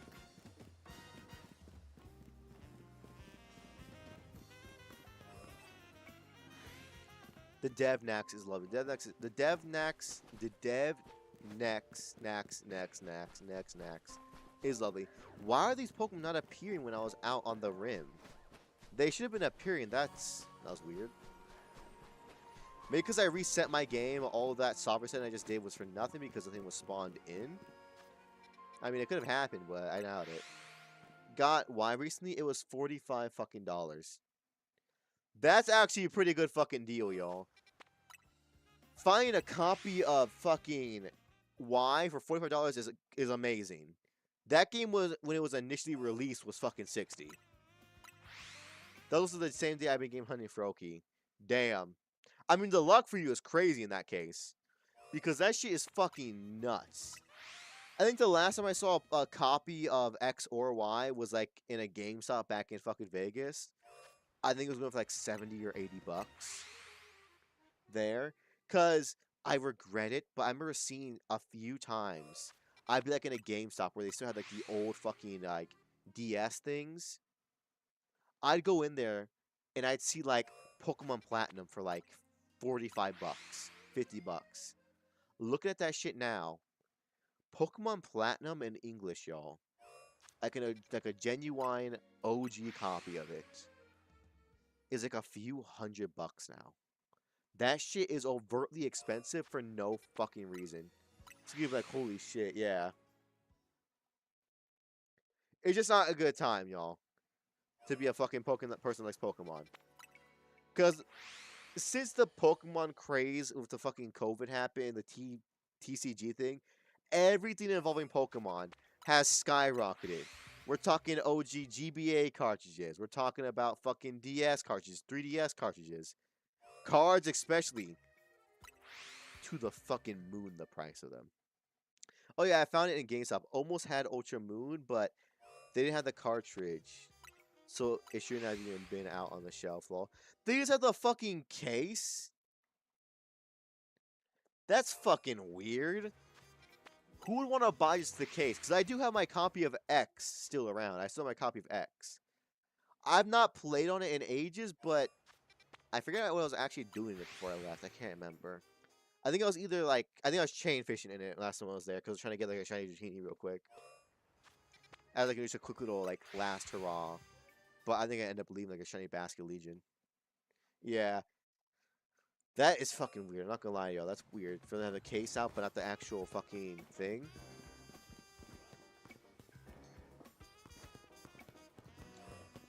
Regular ass Totodile. Come on.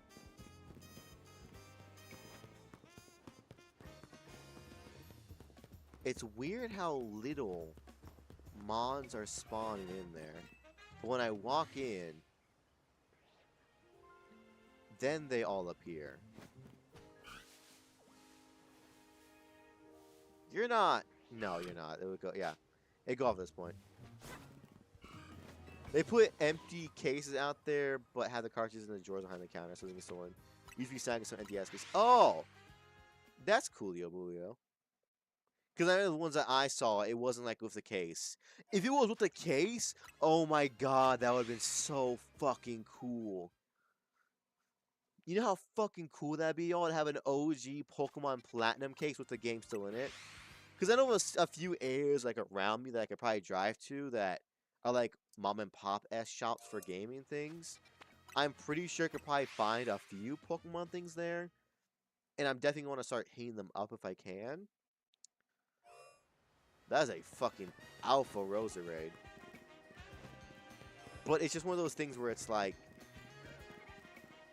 fuck me. If anyone knows anything about Pokemon, they catch those things so fast.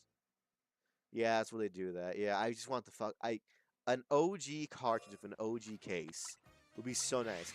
Because I have seen a few things where it's like, I've seen a few copies of like the Gen 4 games still in their original wrapping. Like unopened fucking game cartridges for them. Now that will be the holy grail, but goddamn are those rare and fucking expensive. Just the thought of having a cartridge that's been never opened would be fucking... Oh, that'd be so... just a big flex.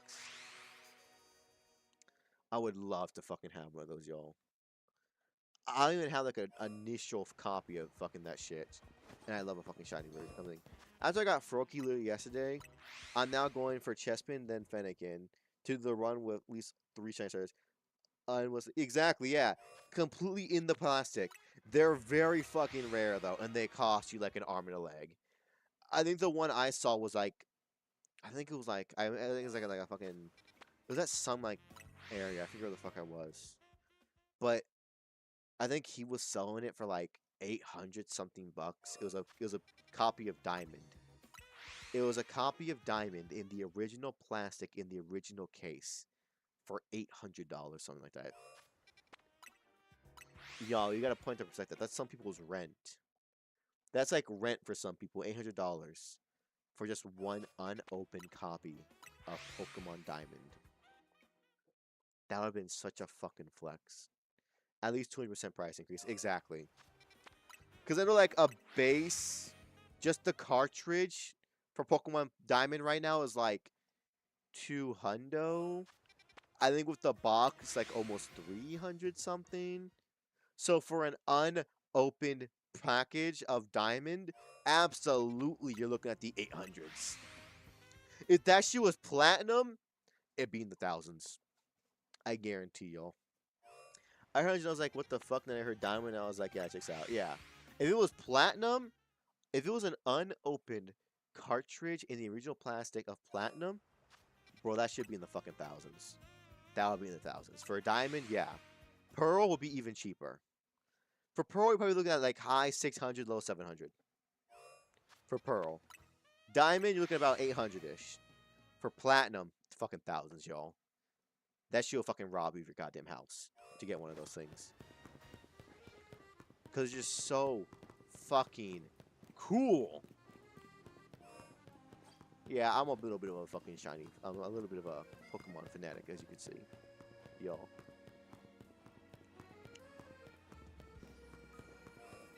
It's still weird how none of them are fucking... Okay, so question, do you think Pokemon has peaked? And if so, where?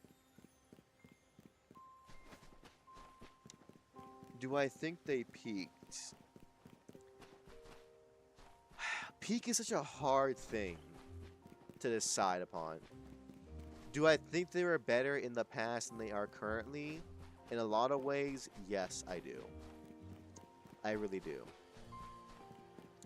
I think around Gen 4 or Gen 5, linking a little bit into Gen 6, I would say is around when it was like the best to play Pokemon. Because that's when they started getting like the actual format down, y'all. Because if you didn't know, y'all, it wasn't until Gen 4 that moves and shit had like fucking special or physical. Before that, every type of a certain move was just that. For example, all water type moves, all of them were fucking special attack. All ground type moves were physical. It was a weird thing that only got fixed in Gen 4. Because Gen 4 is when a lot of things changed, y'all. Gen 4 is when they got that fucking very iconic art style. It's when they started introducing ways for people to actually shiny hunt besides just re-encountering. Because before it was just Ruby and Sapphire. Diamond and Pearl actually added the fucking Poke Radar. It's also when they started adding a lot more interesting post-game. I buy Pokemon games it wasn't Nintendo selling. Personally, I think they peaked and plateaued until maybe Scarlet Violet. They dropped Grass and kind of just fell off of me. Peaked at Black and White too. Fun fact, yo, I've played every single Black and White. I played Black, White, Black, 2, White 2. I've played all of them, haven't beaten a single one of them. I've gone to the Elite Four so many times just to be like, I'll come back to this, never come back to it. Because me personally, it's gonna be with sacrilege, y'all. I wasn't that into Black and White. I thought it was alright. I came back during X and Y. I just wasn't that into Black and White series of it. I mean, it looked cool. It was a cool time, but it just wasn't for me. That was the time when I was like kind of having a falling out of Pokemon. Then I fell back into it with X and Y. Just those first few years of fucking Black, White, Black 2, White 2, I kind of fell out of Pokemon really heavily. And it really made me miss kind of a little bit of the cooler shit. But also, X, I feel that. Oh, you did ask? No, go back, finish it now. I don't have the cartridges anymore. I lost like all my cartridges in time, y'all. Because if I had all my cartridges, y'all, that's an Alpha Squirtle. If I had all my cartridges, y'all, I have Heart Gold, Soul Silver, Diamond, Pearl, Platinum, Black, White, Black 2, White 2, X, Y, Ultra Moon, Ultra Sun. If I had all my cartridges still throughout my entire life, I'd have those. But yeah, I never beat them. That's fair. Like, don't get me wrong, I thought they were cool. I thought they were fine. It's just I didn't get back into it heavily until X and Y. And then I played Omega Ruby and Alpha Sapphire with that. And then I got into fucking Ultra Sun and Ultra Moon. I used to have both X and Y. I lost them. The problem with fucking DS cartridges is they're so small that they could literally be anywhere. No Oras. I forgot to say it, but I did play Oras. I played Alpha Sapphire for the first one. Omega Ruby, yeah. I played Alpha Sapphire for the first one. I played Omega Ruby like a little bit later in life from a friend's cartridge, but I only played it for like a day. Cause I was having to get like fucking Trevenant in it for fucking some shiny hunting in Ultra Sun. You know what I mean? But it is what it is, y'all. I didn't complete Black and White. Do I regret it? A little bit, but I just feel like I could play it at some point in the future. Whether it be on stream or not, it's up for interpretation, but I could definitely do it in the future. But back to saying X. Yeah, I don't blame you. A lot of people have kind of been falling off of Pokemon because of all Nintendo's recent shit and shit like that, but I still love Pokemon. Starting my chest hunt again after letting my 3DS charge. Good for you, dog. Good fucking luck. I could not do that shit. Hell, hunting chessmen in this game is still hard. Chessman has such little places he can spawn in that you're gonna phase a few times on fucking some Diggersby. Because they spawn in only one hole. It's like an 8% chance for it to be a chessman. The other like 92, it's gonna be the Diggersby. I've already gotten a shiny one of that too. To be fair, that was like me not going for a fucking shiny chest. That was me just naturally going to one area too many times. And me getting kind of lucky. But yeah, personally, it's like, I feel that, what's it called? I feel that Pokemon is heading in the right direction again. They just need to start fleshing out their games a little bit more, y'all. That's my opinion. Hoping watching a live Shiny Hunter boost my luck, though this is a 2-minute cutscene. Good fucking luck, man. Good fucking luck. But yeah, y'all. I feel personally, we're on the upward track for Pokemon. Because let's be honest here. Scarlet, Violet, Sword and Shield, they got dogged on a lot. Personally, I like them. Were the graphics a bit ass? Well, not even a bit, but just ass? Yes. I still had fun in them. Scarlet and Violet, I gotta say though, was the worst Pokemon game when it came to performance. That shit was so laggy at certain areas. That shit crashed so heavily. There are Pokemon going into walls.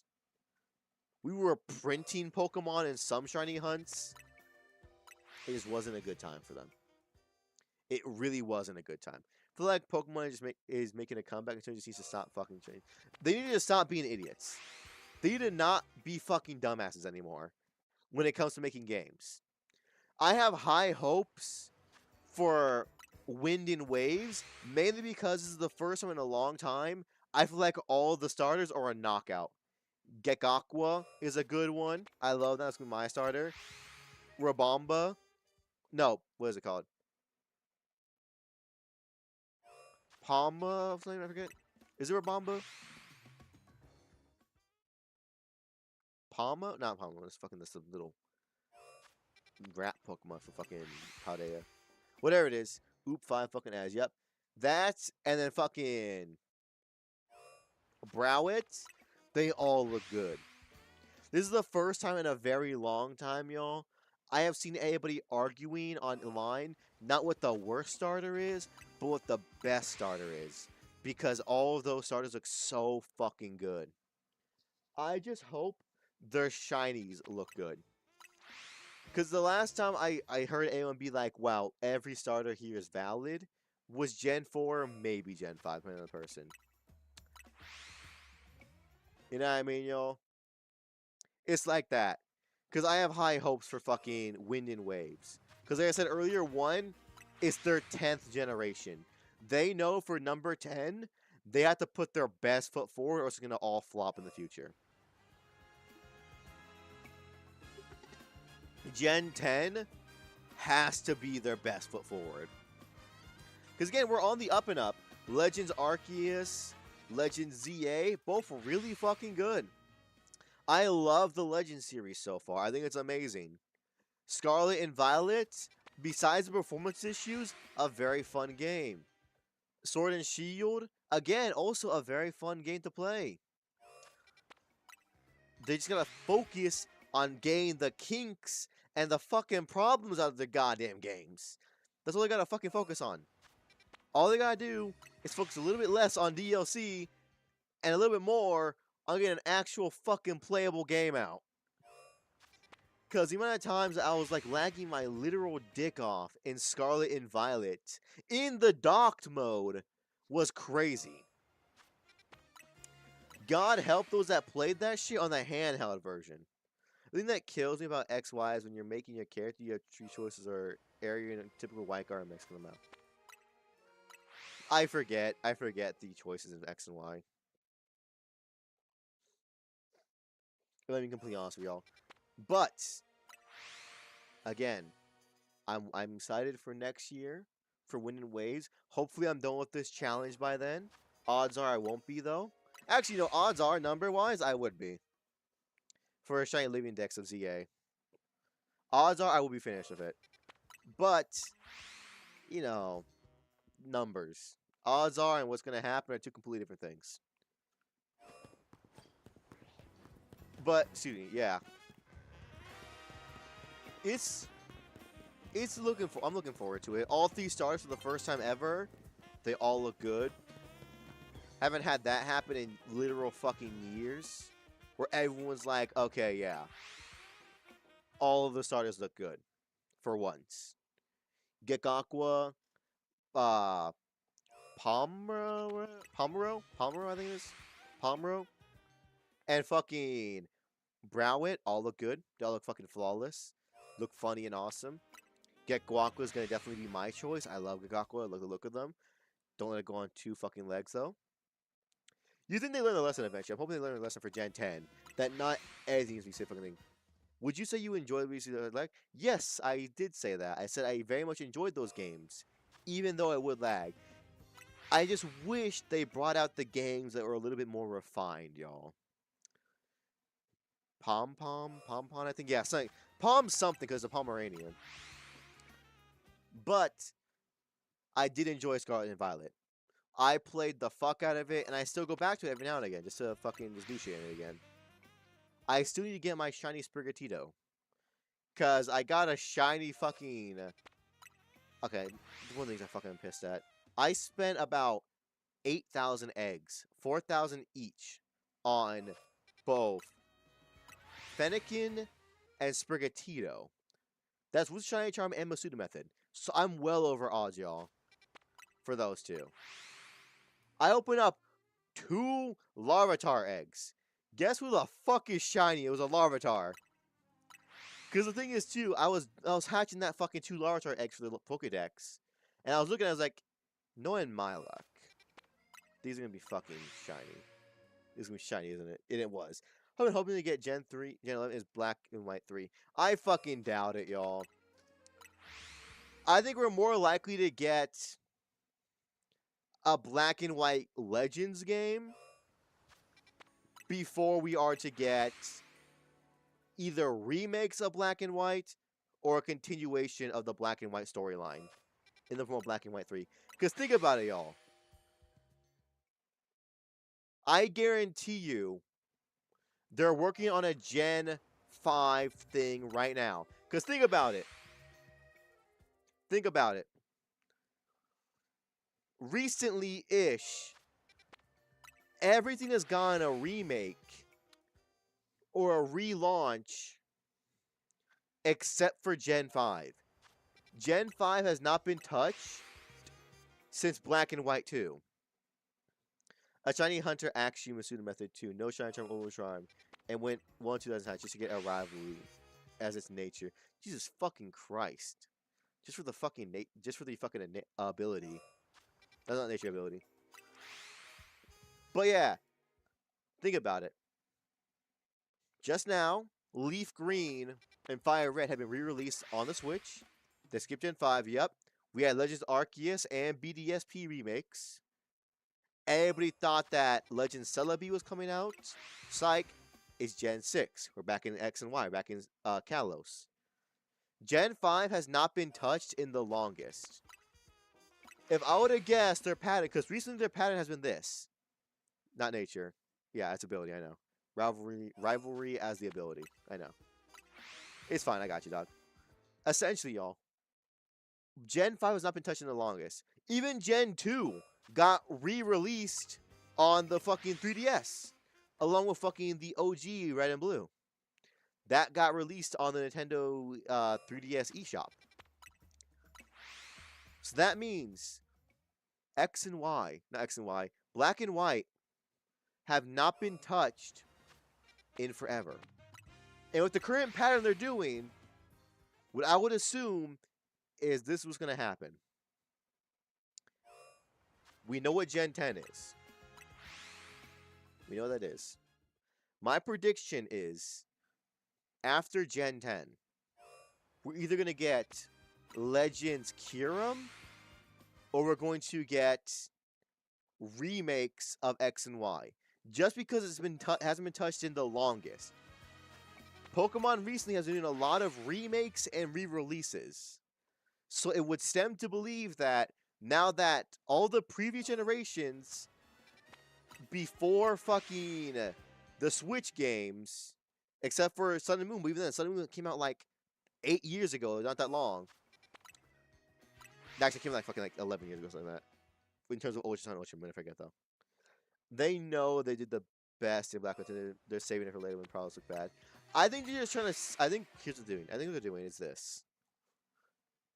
I think the Black and White games will be a Legends game because Pokemon is loving doing older games through the form of Legends. Let me be completely honest with you. You have Kalos in the form of ZA Legends. We had Arceus. That was just a new version of Pokemon. Because they said the remakes, they're just remakes. They're just saying they're pretty. Legends Arceus is the first real thing they've done with fucking Gen 4 since then. I know this is a hot take opinion, but I would get jumped if I say Pokemon Storytime Change looks more engaging to me than new Pokemon based on trailers. I wouldn't know. I never got to Digimon. And in Legends Kyurem, you might actually see the original dragon, which is both Second Rescue and Kyurem. Come on. Nah, not really, no. I wouldn't know. I didn't play Digimon. I heard good things about it recently. I just don't know if I would like it. Digimon was always one of those things where it was like Pokemon, but a little more like fucking complex. It's like Pokemon was checkers, Digimon was chess, and for some reason, I just never got into it. They had a bomb theme song though when I was growing up. The fucking Digimon, Digital Monster, Digimon are the future. That one was fucking fire. Right up there with like, well, nah. Beyblade Metal Fusion though. That was the fucking king of old school ass cartoons when I was growing up. That was the theme song back in the early 2000s. Motherfuckers. Beyblade in real life is the most boring shit on the planet unless you're drunk or high. Beyblade Metal Rising's theme song, though, made me believe I was going into fucking war. I actually picked Fennekin, hoping it isn't, and it isn't shiny at the same time. It'd be nice. I gotta get shiny Fennekin. Fennekin, y'all, is my favorite starter out of any starters. Which is weird because I always pick the water starters, y'all, and my favorite type is dark. We see the problem here, right? You would think my favorite one would be fucking... would be Greninja, because it's a dark water starter. Beyblade rules schools, though. Not mine. I went to a private Catholic school growing up. Wasn't allowed. Maybe that's why I never got into it. But yeah, I fucking... what's it called? Well, Beyblades are cool for like 1 week. Exactly. Beyblade and Byakugans, they're cool as a show. As a playable game, though, they are so fucking boring, I feel like. I wonder why it's your favorite. Maybe because it's a fox and you are too, Mao. Maybe. I love foxes. But it's also the fact that, fun fact, the only reason I chose Fennekin was because my brother played X, and I had, I had Y, he had X. He got farther in the story than I did quicker, and he told me that I can choose my Kalos, my Kanto starter too. So I was like, okay, then I want to get Squirtle. I always choose the water one, so therefore I should get the fire one. Catholics ban spinning metal now. It was more so a thing of, it was a lot of rich, snobby kids. They didn't like card games or fucking Beyblades or Byakugans or Pokemon there. They're very much like, oh, I want to go back to my mansion and I want to swim in my pool. I want to go out and I'm going to do sports and like musical shit because their parents made them. I was the broke kid in my Catholic private school. Everyone else there, rich as fuck. Boo, yeah, they were rich as fuck. They were always talking like, oh my god, bro, you would not believe what the maid did last night. And it was like, bro, I clean my own room. I clean my own house. My parents work, and I clean the. My brother cleaned the house. We didn't have it. Actually, no. We had a maid for one day because my parents were like, "Let's try it out. Let's see how we like it." They did not like it. They did not feel comfortable having a stranger come in and clean their house, which is valid. Rich kids like being boring. Because the thing is, too, I didn't really have a connection with the rich kids in my school. Because, one, I was poor. And then, two, Split Finnegan was not Shiny Law. I would have loved the Shiny Finnegan. But, yeah, fucking... Spoiler, we did not get along. I was at the end of my 6th grade year, which is the end of that schooling program for Shiny fucking... For not Shiny school. For fucking my Catholic private school. It went from fucking preschool to 6th grade, right? Well, I fucking, as we were all leaving school, bear in mind, I have known these kids for like goddamn 7 years now. Something like that. Because I got in there, no, 2nd grade, 2nd, 3rd, 4th, 5th. I've known them for 5 years, right? Still humongous dickheads towards the very end. Humongous dickheads in that school. Because I was like, because instead of like going to the quote-unquote graduation for us all, I was like, no. Because my family wanted to go to Las Vegas to visit family. Lo and behold, the second I'm no longer around, they're like, all right, y'all. And they told me I'm not invited even if I did not go to Vegas. Like, my mansion, pool party, everybody, except for you, Ray. I'm like, okay, yeah, I get it. I'm poor, dog. Fuck you. Shiny Catholic school, every one of those schools have different colored bricks. They do. Instead of being the regular dookie brown bricks, there are light brown bricks. Still boring, but slightly different. But yeah, no, those kids are assholes to me. For 5 years, I knew them. I never had a good connection with really any of them. A handful of people in that school, I was like, I can fuck with you. But with the majority of them, they were just in a completely different world from I was, y'all. Again, mansions, maids, trips on the family yachts, shit like that. Big ass pools, nice cars. Wasn't my cup of tea. Fuck, exactly, them too. Because they were like, again, y'all, these are not like regular rich people like, oh yes, I'm rich, whatever. These were religious private school kids. And also, I know you were wondering, I'm Mexican. In my entire school, there were 2 people that were not white. Actually, no, there was 3. There was me, my brother, and there's one girl named Maddie. She was black. Beyond that, everyone was white. And we're not talking like regular white, y'all. We're talking like premium white. Like, these bitches are milk white. That's a fat-ass Bulbasaur. But these motherfuckers were white. Like, you shine a light at them, and they reflect that shit back at you like a look at the sun. I didn't get along with them. Different worlds. I was a broke minority, and they were rich white people. There wasn't a whole lot of overlap. The hollow version of rich kids is Catholic rich kids, exactly. But yeah, yo. There wasn't a whole lot of There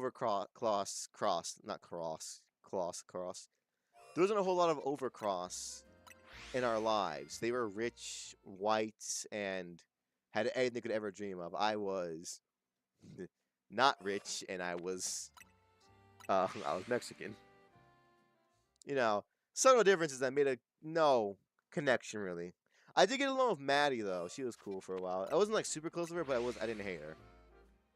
Which, at that point in my life, that was a win. If I didn't hate you, fuck it, I guess I could just die for you. Because the bar was really fucking low. White oppression in your school, like, shake my head. It's just like, I don't know why. Because the thing is, y'all, I'm Mexican, yes. I look white.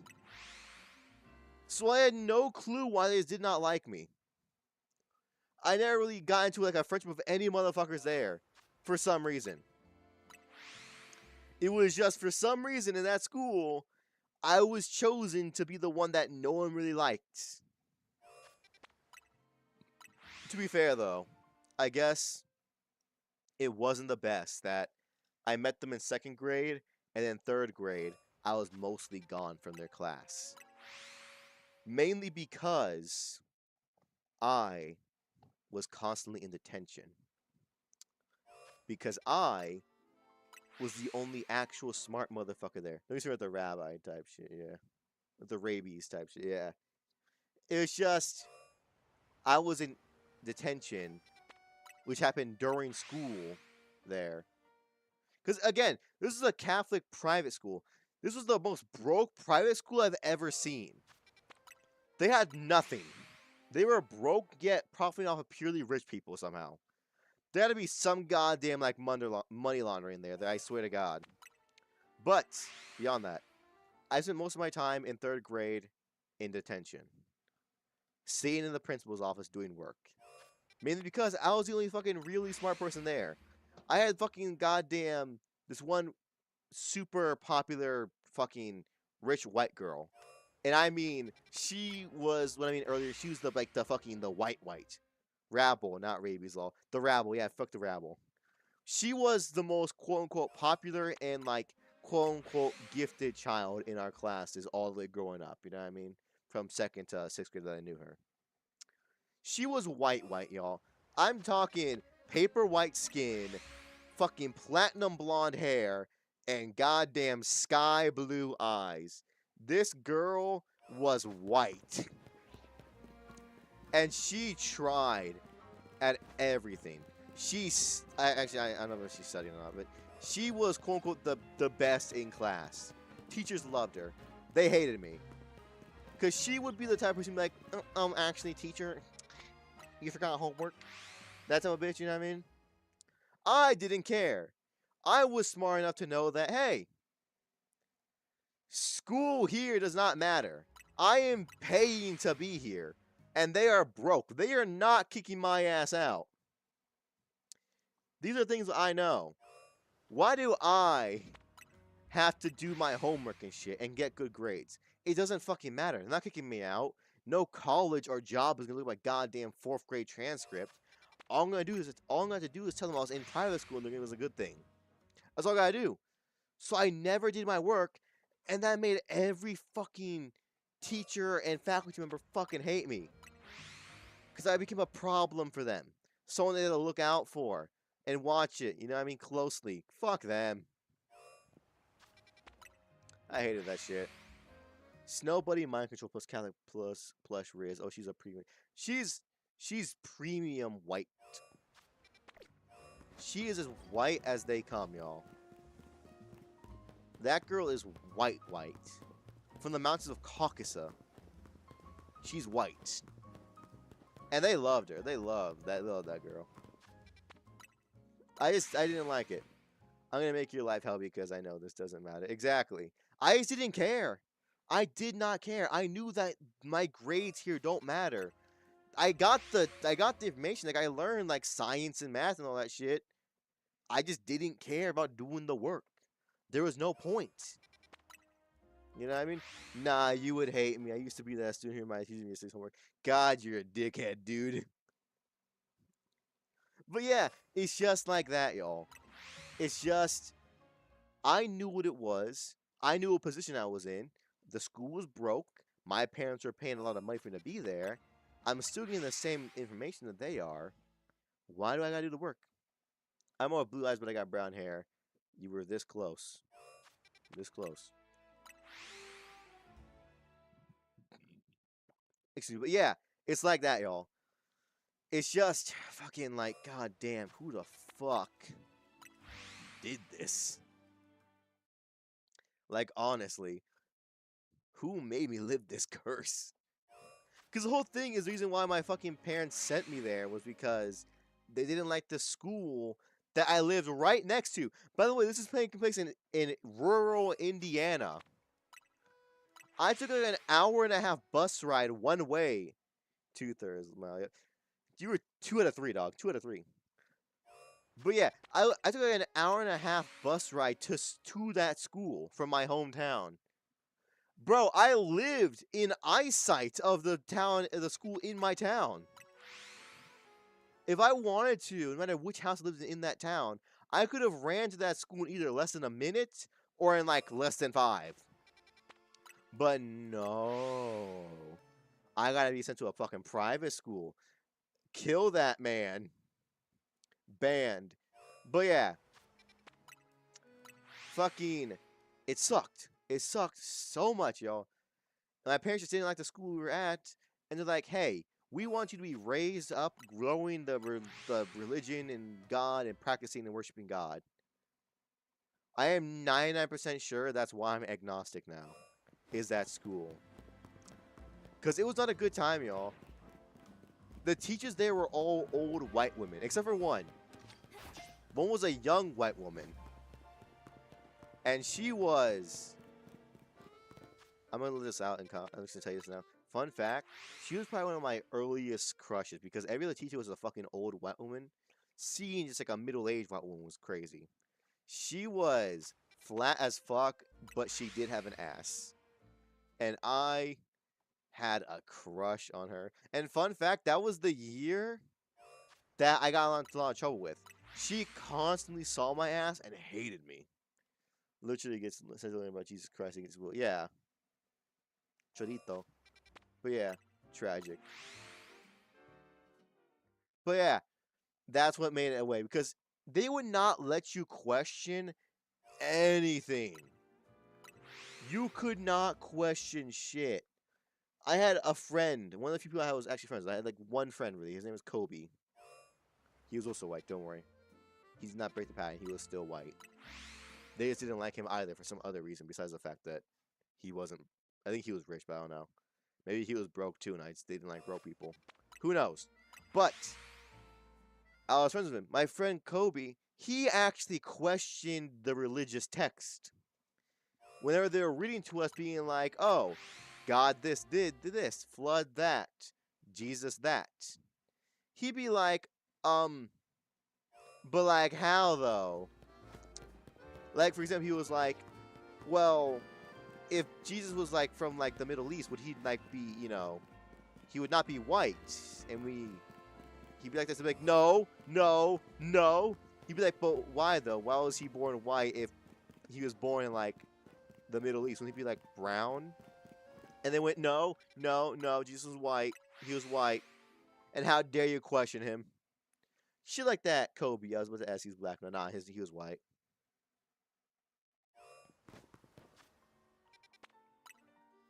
Actually, no, you're right. It wasn't Kobe. It was Colby.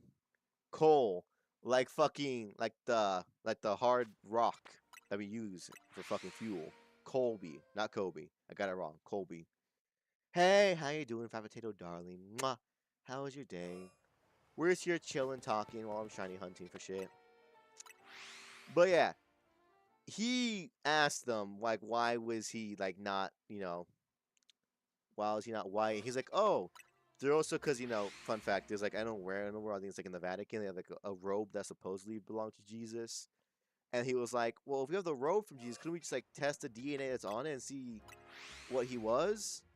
And they're like, no, no, it doesn't work. No, fuck you, science doesn't exist. Finally woke up early. Good for you, darling. I hope you have a great day, because for me, it is currently almost midnight. Jesus was actually brown, like olive skin and blue eyes with lightly curly brown hair. Yeah, that would make sense. The blue eyes would be a little bit of a rarity back then, but I could see that he should be like, yeah, darker skinned. Not white, piercing blue eyes, and long brown hair. Like, why would he be white? I'm not Catholic anymore, but even my Catholic school says they don't know what Jesus looks like. My school said, nah, Jesus is white. To be fair, dog, you're from the Philippines. I was from rural Indiana. I'm pretty sure in your area, they're like, yeah, we don't know what race he was. We assume he was probably... Because you're there, you'd probably be like... They probably wouldn't care as much. But in the States, especially in rural Indiana, in the early 2000s, they were like, nah. Nah. He was white. I'm also, don't quote me on this, I'm pretty sure they were teaching us to not like gay people. Just certain things they did. They're like, oh yes, man and woman together. Man and another man in the same bed? That's wrong. Shit like that. Because in all my time there, I don't remember seeing a gay person. Fun fact though, I did have a thing about this. I had a crush on this one girl named Kendall. That's not her real name, by the way, but that's a fake name. But Kendall, I had a crush on her. I always had a crush on her, but I felt like lesbian vibes from her. Lo and behold, I look her up later in life. Yeah, she's gay. Blue eyes is consistent in the Bible. It's often like eyes of the sky or some shit, and that means blue eyes, not but like piercing. But I don't think gay. Except they didn't like it. I don't think they like gay people either over there. Again, early 2000s, rural Indiana. There's like a really different culture code from America and where I live. There is. Cause it's just it got blurred over the roads. Damn, not a single shiny still, goddamn. Not in a magic card to be seen. Not a single carp. But yeah, it's just, it ain't fun. It really ain't, y'all. What happened there was no bueno in the slightest. That place fucking sucked massive dick and balls. Because it was just so much work for nothing, you know what I mean? So much building us up to be this and this perfect, like, ideology for nothing. It just wasn't a good time. I'm going to be honest here.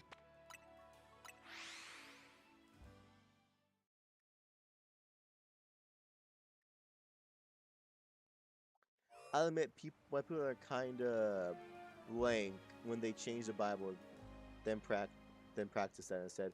That is true. The Bible has gotten kind of fuzzy-wuzzy with the details recently. Oops, automat. Yeah, it was the R word. But yeah, it's weird how they preach the Bible, but then they changed it slowly over time to be fucking agendanized. You know what I mean? Yeah, BRB. Okay, darling. Mwah. But yeah, y'all. It's 3 a.m. God damn, bro. But yeah, y'all. It's just not a good time. It was not a good time. They just... Also, the fact they made us do forced labor was not fun either. Legitimately. They made us move shit from building to building. Like, heavy shit. From, like, building to building. Because it was made of 2 buildings. I think Ray can still see it. I can still see it. Don't worry, I got you. Well, yeah. But yeah. Because there was, like... The main building, there was, like, an annex building that was, like... Looked kind of like a rundown fucking... house? Like a rich person's house. It had 1 bedroom in the master in the fucking upstairs. And it had like a few like big rooms beneath it. And then it had a basement. So that I don't need to defend anything. I'm good. I'm good. I'm fine. But yeah. We had that. They literally made us move furniture up the stairs. Like as if someone was living up there. And then, fun fact, you would get in trouble if you did not donate some of your time.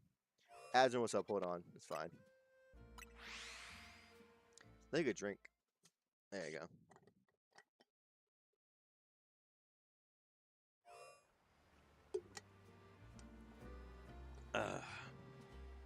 But yeah. Fucking, what's it called? Oh yeah.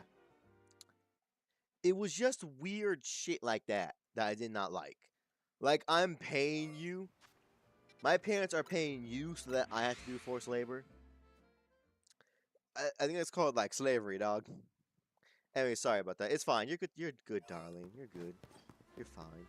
But yeah, they had us, like, moving shit and doing manual labor. And if you do not, like, quote-unquote, donate a certain amount of your time to the church, you would get in trouble. Which is very weird to start off with, just saying, y'all.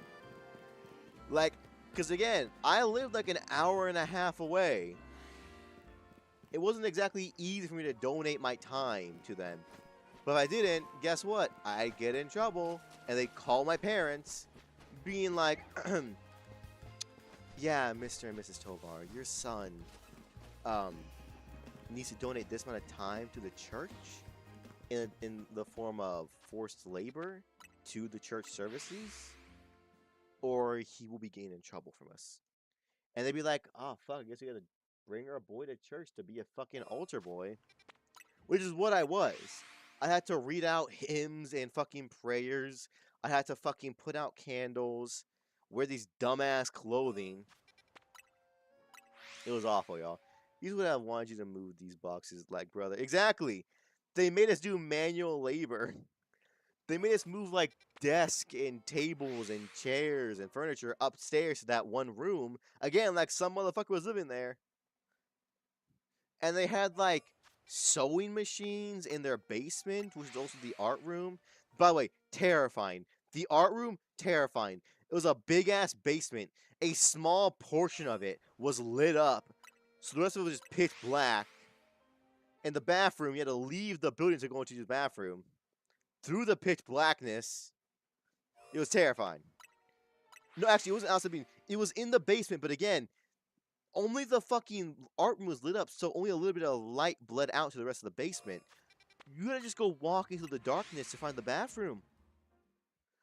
Like, and they had like a bunch of sewing machines down there too, like it was a sweatshop. It was not a fun. It was not a fun time there. I'm gonna lie to you. I'm not gonna lie to y'all. Why the fuck is Indiana Catholic oppressive? It just is. They made you donate time to both the church and the church's things. Like, I remember once I had to, like, once you reached a certain like grade level, they made you do things that made them look good. Like, I had to go again and quote donate my time at some festival to promote God at it. To be fair, I don't even think it was a God festival, like a religious festival. It was just like a state fair. And they went, okay, y'all, I know it's a state fair, it's supposed to be fun and engaging. You're gonna sit here and you're gonna talk about God for 4 hours. You don't have a choice. Because actually, legally, you have a choice. Actuality, though, you're gonna get in trouble if you don't do it, though. And it's like, why? I don't want to spend a Saturday going to the middle of fuck all nowhere to some festival where there's cool things there that I'm not allowed to engage in.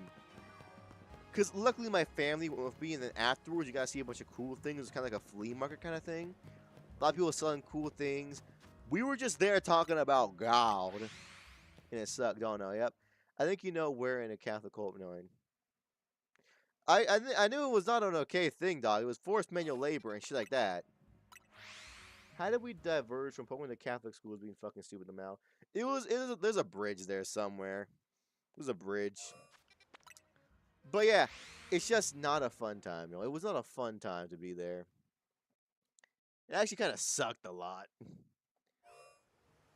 Because when you're having like, religion shoved down your throat from a young age, it really makes you fucking hate it. It really makes you hate it. Besides the force, yeah.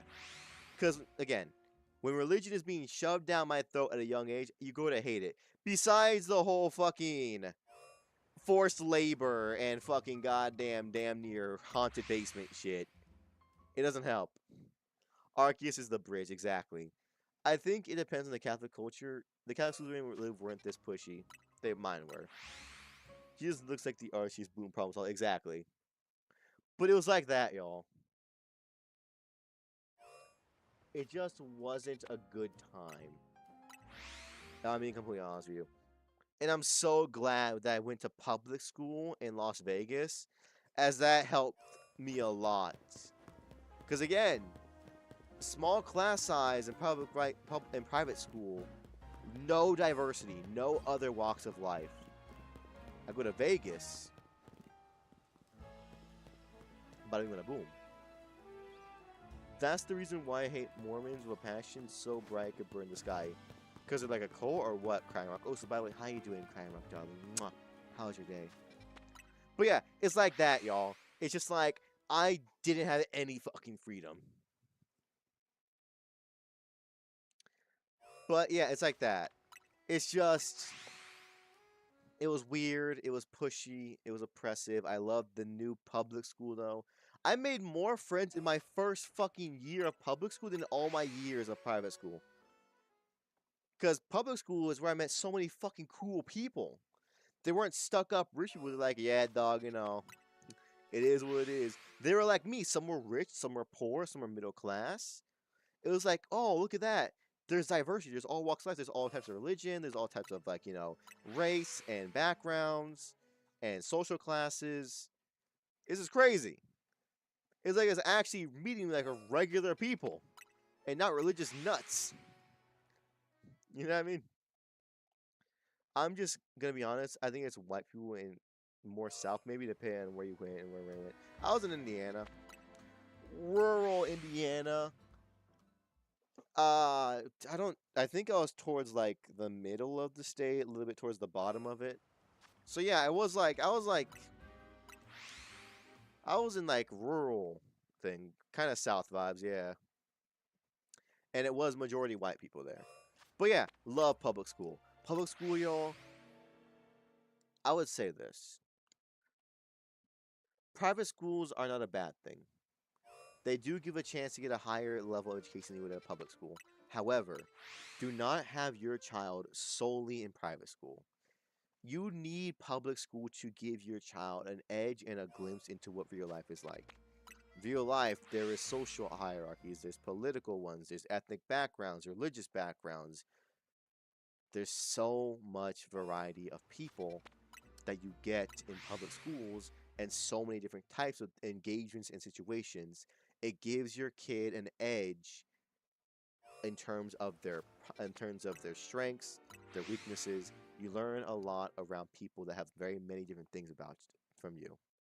You know what I mean? I feel like it's impossible to be a Christian now simply because of how far separated a lot of us from those random times of prime Christianity. Exactly. Probably. It's very different things. Christianity from like even Christianity from like 200 years ago to now is completely different. But yeah, y'all. Public schools are not a bad thing, y'all. I'm not saying that. I'm saying you should not be only in private school. If you're in private school only, you're not gonna have an edge for reality, and I mean both like a mental edge and like a societal edge. A societal edge means you're more used to more of a broad variety of social things. You get an edge over the competition. The other edge I'm talking about is the mental one, the mental and physical edge, where you're not dull. You have an edge to you. You're sharp. You have comebacks. You know how to stand up for yourself. You know how to do things when things like conflict arises. You know what I mean? That's what I love about public school. Public school, it gives you those tools. It helps you learn how to stand up for yourself, how to deal with betrayal, who you can trust, how you can not trust, what are red flags to look out. In private school, everyone's the fucking same. In public school, you're learning how to actually deal with life. At least that was my experience with it, y'all. With my experience with life, Anyways, back to Pokemon. Do you think Gen hit a five? Do you think a Gen hit a 3-on-3 on servers in terms of shinies? Fuck me. I don't think so. There's always one shiny that's not good. Like Squirtle, I love Squirtle. Squirtle shiny is not good. It is just a slightly lighter version. If you can compare it to like Bulbasaur, it's a very nice, beautiful, like kind of more plant and vibrant vegetation green. Charizard goes gold then black. Squirtle gets slightly whiter. It's not a good shiny in my opinion. Gen 2, Totodile is good. Cyndaquil and Chikorita do not have good shinies, in my opinion. They just don't change a lot, really. Cyndaquil gets slightly more burnt, and Chikorita is damn near the same. They get a little bit more golden. Gen 3, Gen 3 is alright. Blaziken's shiny has virtually no difference from the original. It's not good. If we were planning to get into Pokemon first time, which would be the best Pokemon you recommend? In my opinion, I think XY hit all three. The worst is Chespin, but I think it's phenomenal shiny when fully evolved. Chespin is alright. I think they got the closest. Alola got really close too, though. Primarina is really good. Incineroar is very noticeable. I can see how a lot of people like it. Me personally, I'm not the biggest fan of it, but I can see how it is likable. But I can legally play on PC.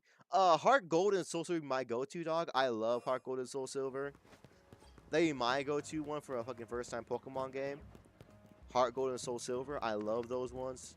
My ride or die, my first ever game I ever played. Fun fact, y'all. First game I ever played in real life was Heart Gold and Soul Silver Pokemon. That sparked my love for the Pokemon franchise in general. So good. Mwah. Get both the best of both Kanto and Johto. With the fucking legendaries of the Sinnoh and Hoenn being in there. Actually, no. Sinnoh ones are not in there. Actually, no, yes, they are. But they're very complicated to get. I don't know. Johto's just so fucking nice. Heart Gold and Soul Silver, my fucking ride or dies. That's why when I thought of the possibility of Legend Celebi, I was ecstatic. I would have loved the fucking one in Johto. I love Johto. Like, Johto and Kalos are my favorite regions, which makes me a little bit of an abnormality because so many people hated Kalos. So many people just overlooked Johto because between Kanto and Hoenn, two fan favorites, Johto is forgettable by most, and most people hate Kalos. I love Kalos and Hoenn and Johto. I fucking adore them. Those are my ride or dies. I love them with all my fucking heart. Because weirdly enough, y'all, a lot of people did not like X and Y. I mean, X and Y had a lot of problems. For example, it was too easy. But like, come on. X and Y were gas. The amount of customization options you had, sheesh. That shit was fire. I remember walking into a fucking store where I could actually dress myself for once in that game. Ooh. That shit blew my fucking mind. God damn alpha dragons. Yeah, get me out of here. Honestly, I feel like the reason Pokemon peaked at Black and White 2 is because it feels like an insane amount of limit pushing effort was put into it. Gen fucking 5 was nice. Gen 5 was nice. Gen 5, I feel like, though, did ride quite a bit of the hype from Gen 4's Platinum. Because they're right after each other. They're relatively similar in a lot of ways. I think Kalos changed a lot. People didn't like challenge. Like, no, bro, Noibat, shiny to Noivern is peak. I have a shiny Noibat. Noivern, not Noibat. Shiny Noivern. It's a very nice shiny. I do wish he kept more notes of the shiny Noivern. But still, because to be fair, I'm not a big fan, y'all, of green shinies. There's too many of them. I'm not a fan of green shinies. Just saying. I don't like them that much. But yeah. I don't know. I feel like Black and White wrote quite a lot of hype from the fucking Gen 4 days. Because people swear by Gen 4 and Gen 5. I swear by Gen 2 and Gen fucking 6. I love them. I don't know. Because I'll admit, I will say this. I do not think that Pokemon translated well. Okay. Okay, yes, Upton. How you doing, darling? But yeah. I do not feel like... Okay, but it's not like a neon green shiny. It's not neon green. It's more of like a fucking... Like a pastel green, I want to say. Like a much duller green eye shiny. Do shinies have special attributes aside from the side color? In Gen 2, they did. In Gen 2, fun fact, y'all. Shinies were treated like as an actual superior Pokemon. In 1, they had higher stats than actual regular Mons did. Of the same type. For example, a shiny Croconaw will be better than a non-shiny Croconaw. And 2, fun fact, shiny Pokemon as a gene, like a shiny gene, was actually a thing. Breed 2 shiny Pokemon together, or a shiny and 1 non-shiny, you're likely to get a shiny more so than normal. I guess it's like more plus the black and combos. It's nice. Norvern, I will say, I do like Norvern's fucking shiny. I do like it. I just don't like a lot of green shinies. Nope. Should just eat and look cool. Exactly that too.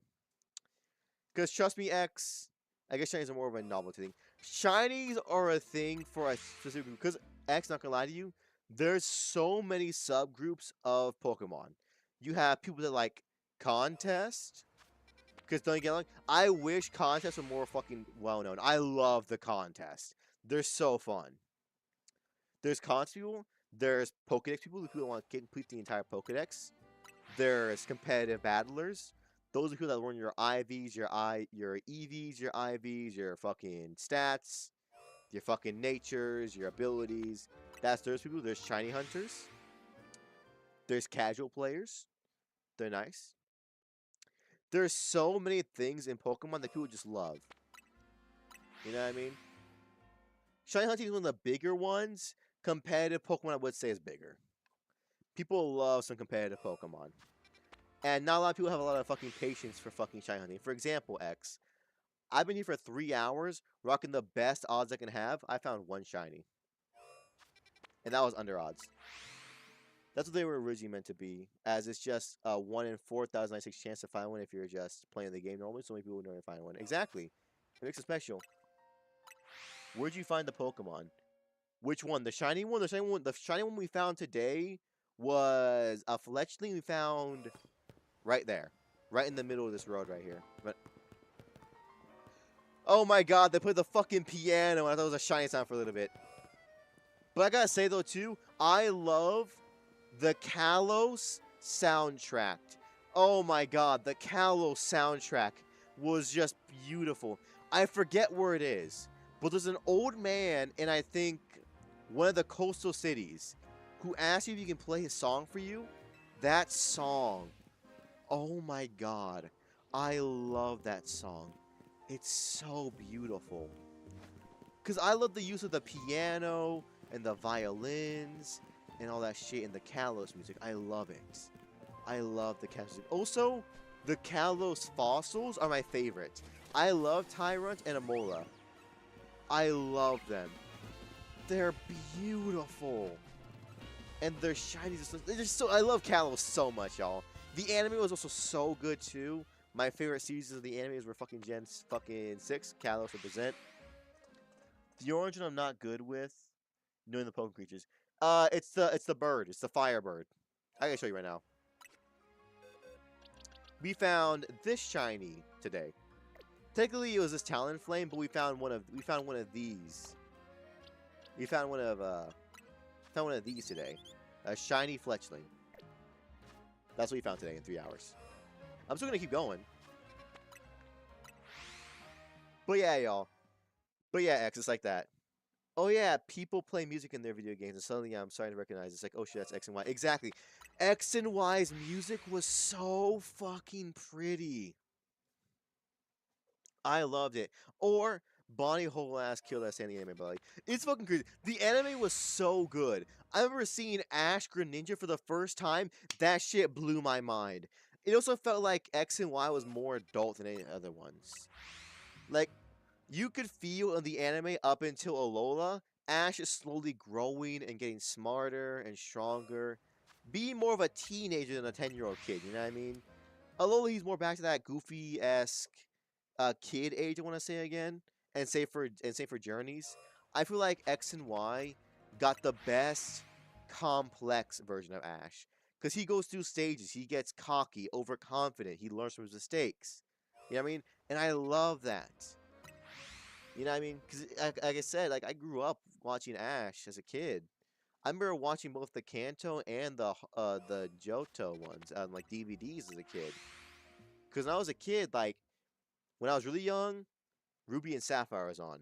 Typically, though, as I got older, it was a lot of Diamond and Pearl, and then Unova. And then for X and Y, that's when I really got back into it. Oh, the best time to come back into it. So good, y'all. I think I remember watching the anime when I was like 9 on Disney Channel. It was on Disney Channel for a while. I recommend, though, I would recommend the X and Y series, though. Because it goes X and Y, then X, Y, and Z as the seasons for fucking the Kalos. Those are the best in my opinion. The fucking first few seasons are also really good. They're classic. Actually, to be fair, let's be honest here. The games may be so-so every now and again, but the anime was always good. The anime was always good, basically. Even Alola, I liked the Alola Ash. I thought it was a very fun thing. I watched that entire season of those. I thought it was very good. There was a lot of serious moments, a lot of good moments. It was very nice. Okay, but what, do you think XY beats Blade in terms of music? I don't have a lot of experience in X and Y music. I wouldn't know. Because, again, I played all those games. I remember none of the music. I remember fucking Kalos music. And also, another soundtrack that's up there in terms of Pokemon, in BDSP, right outside of the Elite Four, that little waterfall area, the music there is beautiful. I love when Pokemon brings out piano and violin, because I know people loved Legends Arceus music, not Legends Arceus, Legends ZA music, because it had a lot of like electro swing in it. I was not paying that much attention when I'm playing the game. Honestly, I was listening to the unbeatable Pokemon TTRPG. By the way, y'all, if you want a good fucking uh Dungeons and Dragons s Pokemon podcast, the Unbeatable podcast is my favorite. I listen to it all the time. Let me try to remember what anime series it was, but all I remember is there was like a green-haired lanky dude who kept bragging about constitution. That was Unova. That was fuck, I forget his name. Corin, something like that. See something. But yeah, that was excellent. That was Black and White. That was Unova. That came right before Kalos. I forget what his name was though. It was also a girl named fucking. What was her name? It's not Dawn. It's not May. It's not Misty. It was Iris. Iris is there too. When Pokemon music hits you, it feels when it's peak. Exactly. Pokemon has so much going for it. Because the thing is too, I think that Black and White. I don't remember Black and White music. I don't. I'd have to listen to it to really get a good feel for it. Because even like the intros for fucking the Black and White anime, I don't remember that much. I remember the fucking first one where it's like, it's always hard where the journey begins, how to find your place, how to make amends. That one, I remember that one. But the X and Y ones, I remember heavily. Because the first one was just the remake of the fucking original one. Of the, I wanna be the very best. Then it was, fucking, Be a Hero. Be a Hero was good. Then you had the fucking Stand Tall one. Oh, that was a good one. That was a good one. For the X, Y, and Z one, the I stand tall cause I know I'm a winner. Knock me down, I'll get up again. That was fucking fire. I love that one. But yeah, as you can tell, I very much love Pokemon. I've been a fan of this fucking game series since I was a little kid. A wee little lad. I forgot I had fucking Google Chrome open on my goddamn fucking thing. But yeah, y'all, I adore Pokemon. I adore the music, the franchises, the games. I played Mystery Dungeon before. That shit was fun. So much of it. Because hell, I have Nintendo thing. I can play Gale of Darkness if I really wanted to. I've always wondered about that game. With the Shadow Lugia and shit. Ooh. Ooh, Shadow Lugia is so clean. Shadow Lugia was like perfection incarnate. It was just mwah, mwah, mwah, mwah. You know what I mean? But yeah, in y'all's opinion, what was the best generation of Pokemon? And do you think it can be topped? That's my question for y'all. Cause like personally, again, Johto and Kanto, not Kanto, Johto and Kalos for me. Love those ones. Sinnoh is up there too. I think I found it. His name was Sealan? Hold up. It's not Kalan, it's not Sealan, it's Sealan. No. Saloon? Fuck. It's called Pokemon Black and White Evaluator to Pokemon Kazindi. It did. It did do that. So did X and Y, I believe, for a little bit. Because I know like the entirety of X and Y is like, I think it's on Netflix right now. I think it is. I know it's on Amazon Prime, I believe. A lot of Pokemon shit is there. I think it's on Netflix, X and Y. No. Is it on? It is. It's on Netflix. It's on Netflix. It's on Netflix. But yeah. I love it. I love Pokemon so fucking much. Okay, so I don't know if I'm crazy or not, but Before free roam battles, did the shiny animation increase the length of the intro to battle? It did! Sealin. It's like something like that. It's like Sealin? Something weird, like Celine. No. Because Unova takes place in will be like America. That's what it was inspired by. So it'd be like an American accent name. It'd be fucking like Cillian? Sealin. It's something dumb. He wasn't that important. He tried to replace Brock, but Brock was 10 times better than him as a cook and everything in general. But yeah, fucking yes, before free roam, shinies did increase the length of the intro animation, which is why speedrunners hate to see shiny Pokemon. Speedrunners, and especially early games, hate to see shiny Pokemon because every battle the shiny sparks, that's adding time to the thing. Cillian. That's what it is. Cillian. Fucking Cillian.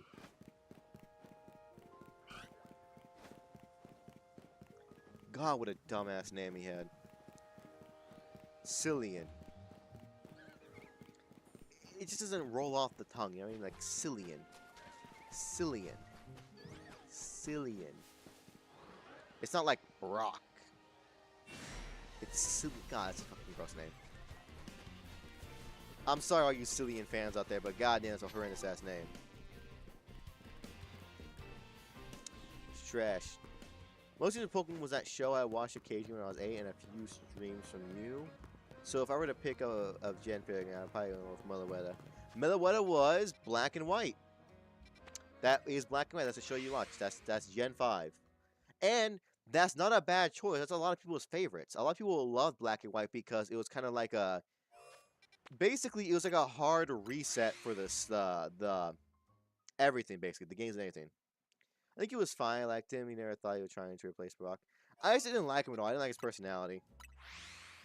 To be fair, I didn't watch a whole lot of Black and White. But yeah. Mainly because X, Gen 5 brought back the most amount of Pokemon since the very beginning first Kanto games. It was like an entire overhaul for the fucking series. That's what it was. Gen 5 was the overhaul. Which is why, y'all, I'm hoping Gen 10 will be the next overhaul. Every 5 years isn't bad for a nice-ass overhaul, you know what I mean? It's not going to be, though, because you saw the trailers. A lot of old-school Pokemon are going to in that game. I just want the game to be like, yeah, let some of the older Gen ones be there. Let it be mostly new Gen, though. Because I hated going through Paldea, and I ended up with a team that was mostly Mons I've used before. I know it's on me, but it's like, sometimes a lot of the cooler new Gen Mons are behind a lot of really weird things. And I don't like that. I really don't. I think that hurts the franchise overall. It makes a lot of things really unfun.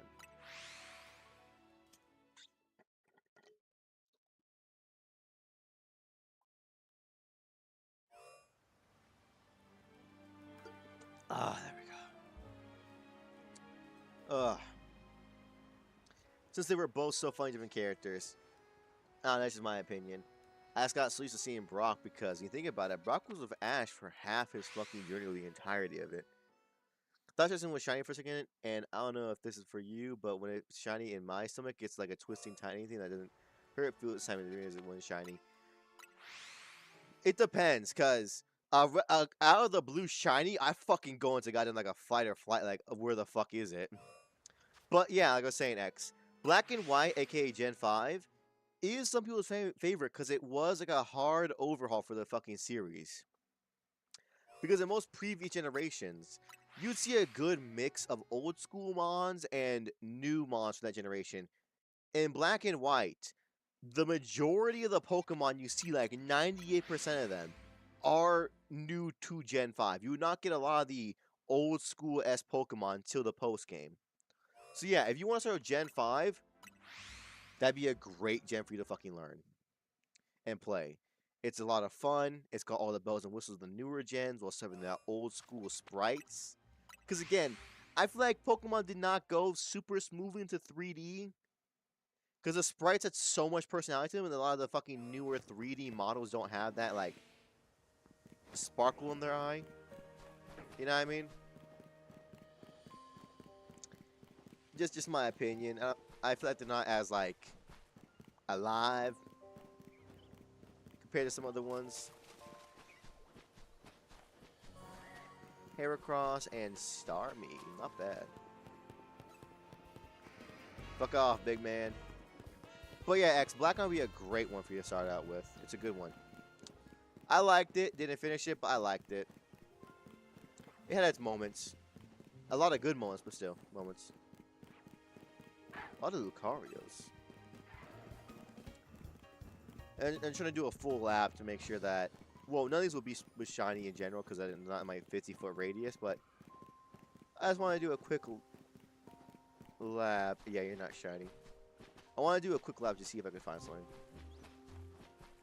But yeah, y'all, it's like that. Funny enough, I think the best gen is either between 5 or 7. BD like 2 or Ultra Sun, Ultra Moon. Ultra Sun and Ultra Moon were very interesting games, I'll give them that. The totem stickers are very unique. Because I remember actually finding all of them in one of my runs. I made an effort to look everywhere. Yeah, I'll try Black and White first and the Heart Gold in a second. Heart Gold is more of an, like a... Actually, to be fair, Heart Gold came out, then Black and White came out. So not that different in terms of, like, gameplay or shit-wise. It's just style-wise and then where you're going to be at. You know what I mean? How you doing? Kobodo. How you doing, darling? We should chill and talk about Pokemon. How's your day? But yeah, y'all. You're picking some good choices, actually. Picking some good choices. Black Knight would be a good one to start out with. It's very fun. But, I was saying, oh yeah. Fucking, what's it called? I forgot what I was going to say. Oh yeah. Ultra Moon and Ultra Sun were very interesting. They were very interesting games to be sure.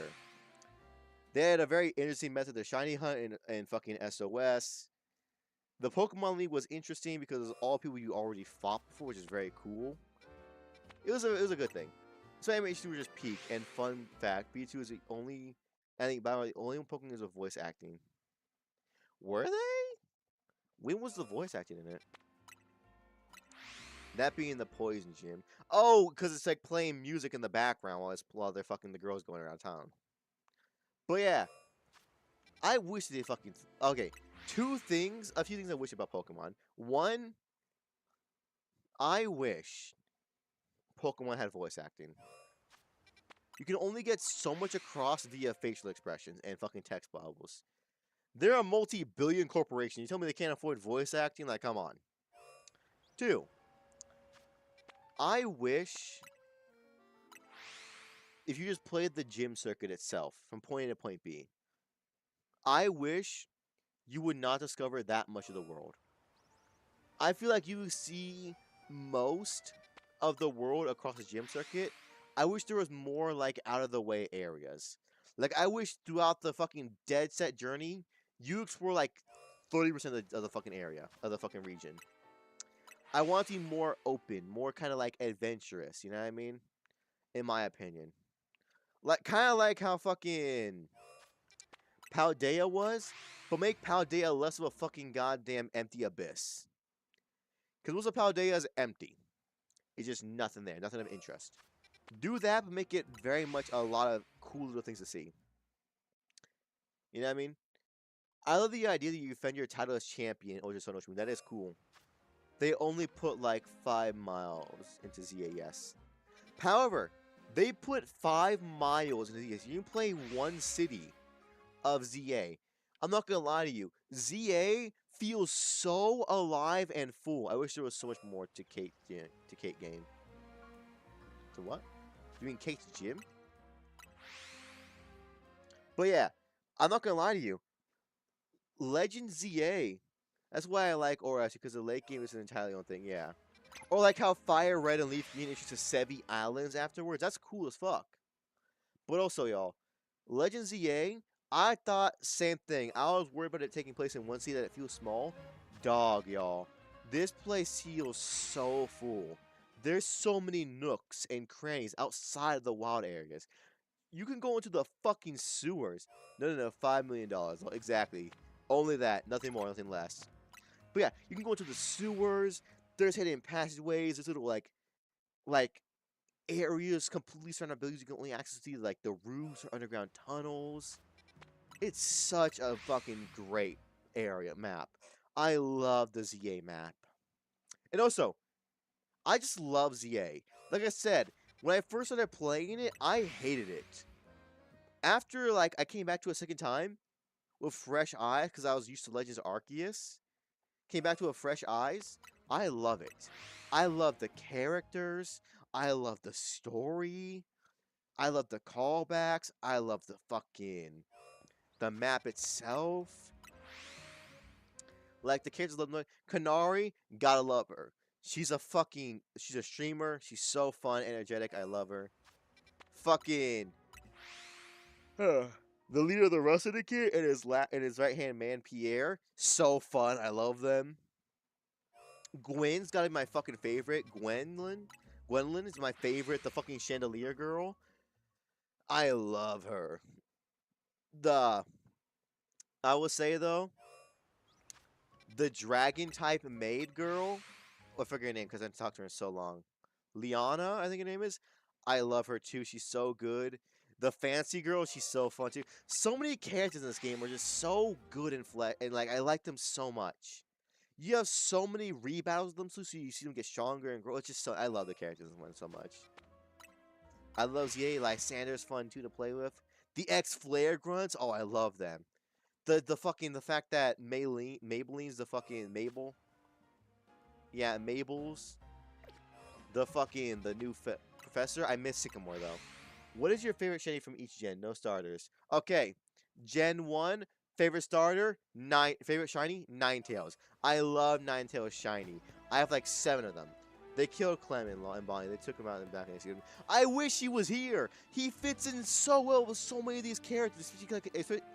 He fits in so well with so many characters, and so does Bonnie. Especially fucking Clonari. Crenari. I love so many of the characters in this game. Alright, but Gen 1, I gotta give that shit to fucking Ninetales. Ninetales is a perfect shiny. I love it. Gen 2, favorite one? Fuck. It's gonna be basic, but I gotta give it to like fucking Umbreon. It's just so simple, but so stylish and classic. Gen 3. Oh, Absol. I love Absol shiny. It's so nice. Gen 4. Fuck, who did I give it to for Gen 4? Fuck, who would be the best Gen 4 shiny? Gen 4, I gotta give it to... Weavile is a very good one. It wouldn't be Weavile though. I would be kind of far-fetched to give it to Weavile. Oh no, scratch that. For Gen 3, is not Absol. I love Absol, my favorite Pokemon. It's Melodic. Melodic has the best shiny of Gen 3, hands down, the best one. It's so beautiful for Gen 3. Gen 4 again, it'd be fuck me. What's a good Gen 4 shiny that I really wanted?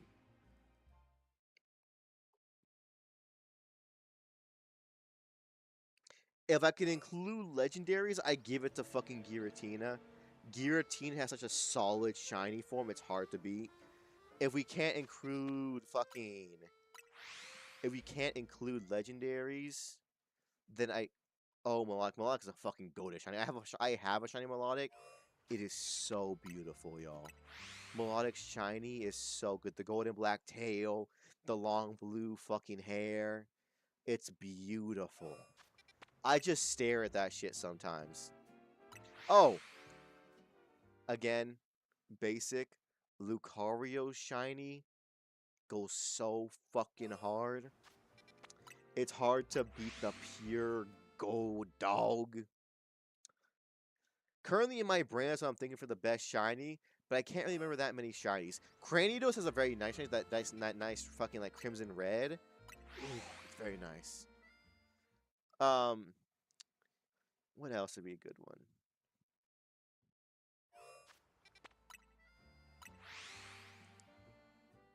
I was gonna start as but like saying knowledge and mythical, you make it really, yeah. Yeah, because Gen 3 melodic, Gen 4, Lucario's up there for shinies. Fuck me, yeah, that'd be a hard one to go past for that shit. After Gen 4 and up is gonna be so rough, because my memory is so finicky of their shinies. Gen 4, you got Lucario. Lucario's very nice, very stylish. What else you got in Gen 4? You got fucking... I'm thinking like some water type. I can't remember what the fuck it is that has a nice shiny. Gen 4. What are Gen 4 moms? We got fucking... God, what is it? Hold up, let me look at the fucking Pokedex. Because I know a lot of these are some of these are Gen 4. Let me get a better idea what the fuck happened back in that day and time.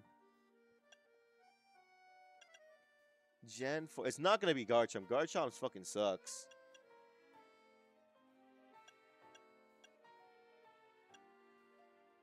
Yeah, I think I'm going to have to give Gen 4 to... Oh.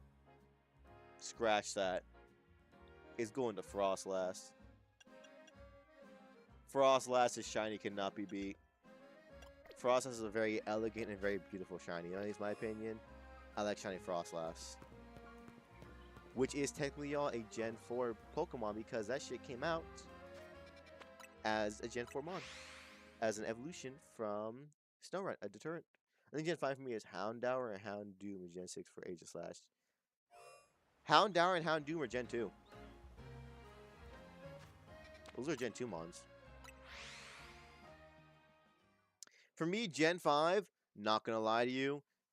Oh, fucking, if it could, it would have been fucking Shiny Fennekin. Shiny Fennekin's so nice. But if it's not, I gotta give it to Goodra and the Goomy line. The Goodra and Goomy line is so good. Aegislash is so sick. I love me a shiny Goomy and Goodra. Their colors have shiny and bright pastel. I will say though, Aegislash is a very close second. Very, very close. Those two are basically tied for the best ones of that fucking generation. The all black and red sword is so cool. I gotta give it to Goodra though. I love Goodra shiny. It's just so out there. It's so in your face. Gen 6. Sorry, not Gen 5. Gen 5 would be fucking... Honestly, Noivern. Sorry, Gen 6. Gen 6 is Goodra. Gen 5. Gen 5 is a hard one, too. Who's gonna... Duralagon's got a very much in your fucking head one. Yeah, but they're in Gen 5, yep. Now when they came out, they said Gen 2 Mon could choose the 5. Exactly. Okay. If that's the case, then... I'm pretty sure, because me personally, here's how I'm going to do it, y'all. I'm doing it for each that gen, the mon that came out for that gen. For Gen 5, Noivern's up there. Got a very good one. The entire Noibat line actually is a good fucking shiny. Fuck. Noivern's up there. Fucking... Oh! Cofagreasers is up there. Fucking... Chandelure. Oh, no. Hands down. No, fuck that. Chandelure. Chandelure's fucking shiny is beautiful. For a second there, I almost gave it to fucking...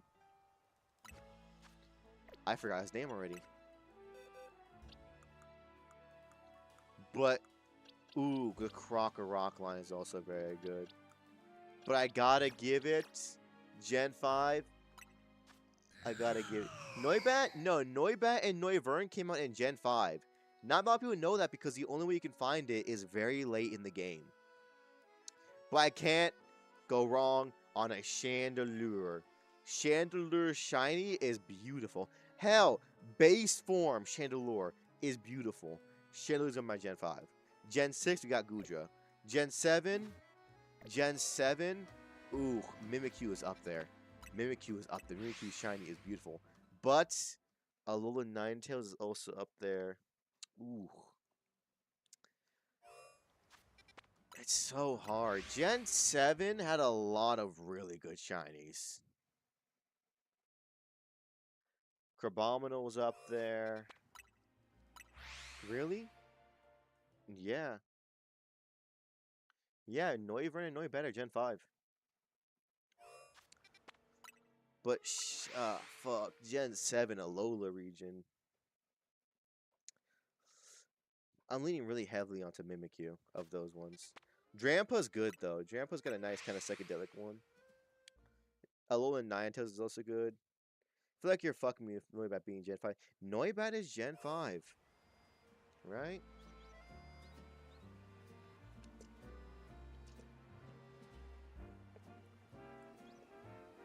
When did Noibat come out?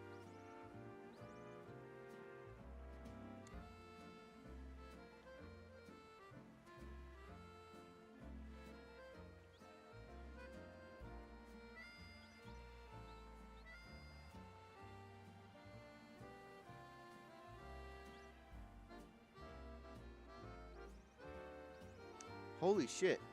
No, I'm wrong. Yeah, Noivern and Noibat are Gen 6. What the fuck am I thinking of for Gen 5, though?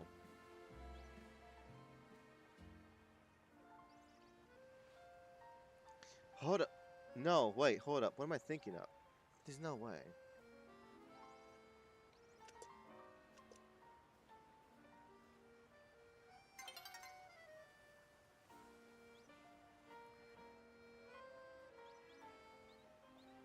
Hold up. I remember saying, Jamakuzi hippie vibes. He does. I remember some fucking Pokemon being at the end of the black and white thing. What? It's fucking...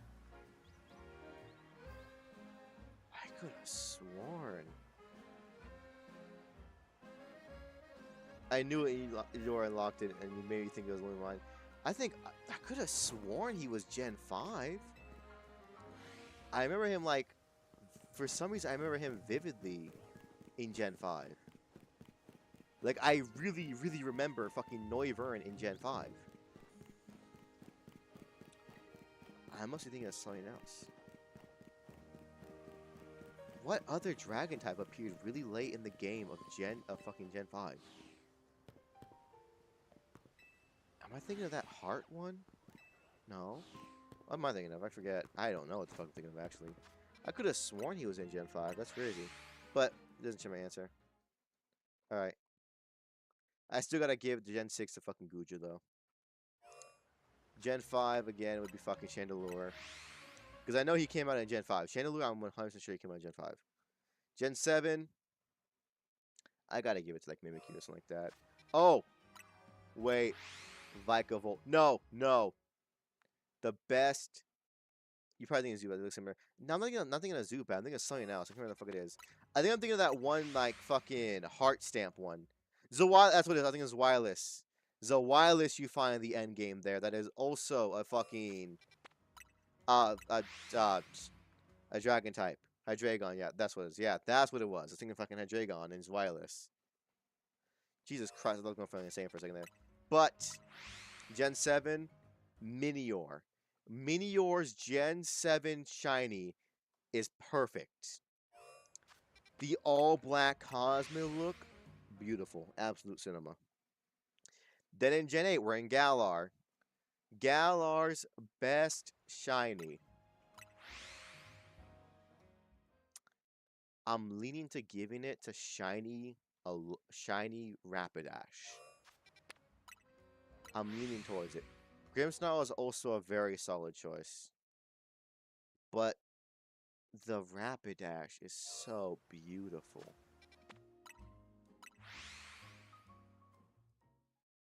Oh, but the Nickit line has a lot of good ones. Minior, yep.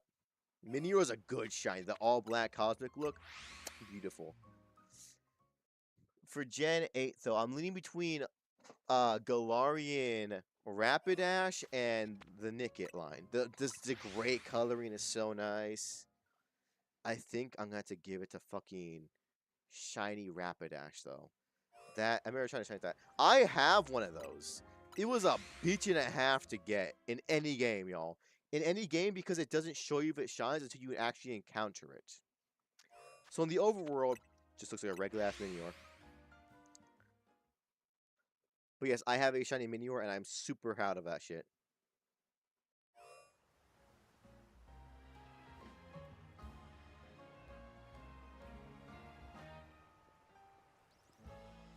Alright, honorable mentions for Halucha for Gen 6 Shiny.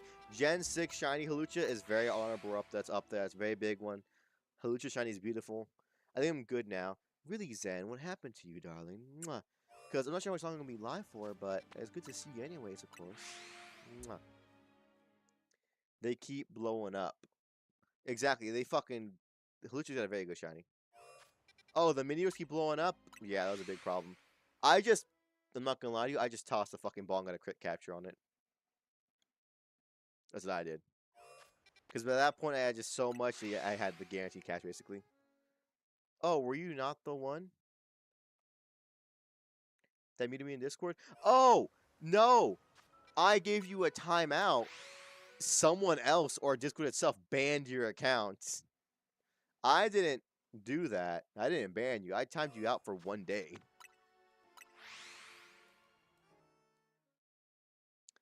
And then I saw you left the Discord. I think you got banned by something. I'm not sure just Discord did it or what. Lucky fucker. Yep, I just got the capture. I got it up there. I got that shit locked in. Oh, for Gen 7 though, another honorable mention is Golisopod Shiny.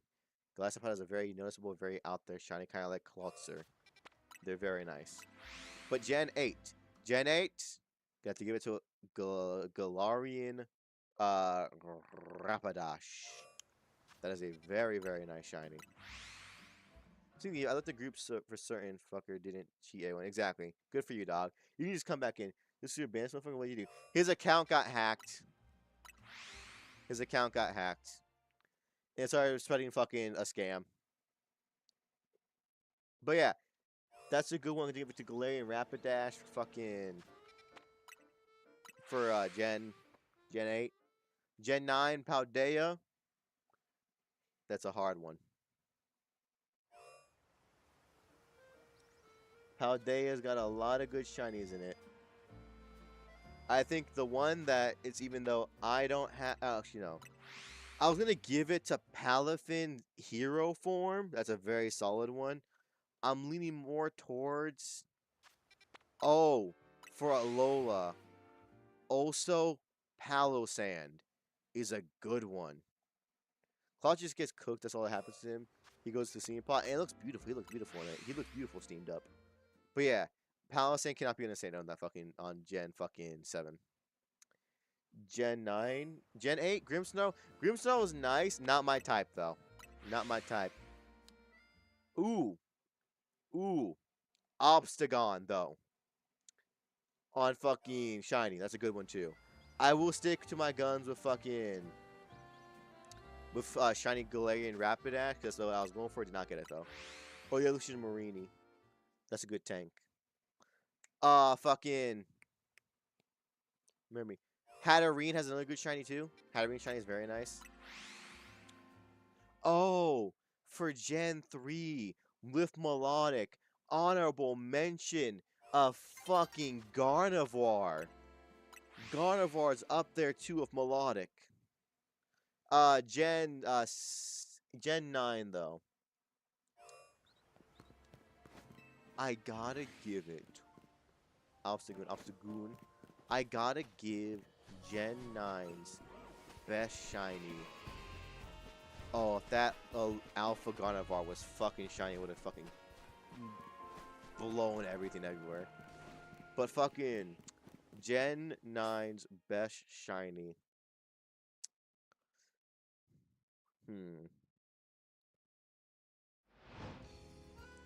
Palafin's hero form is good.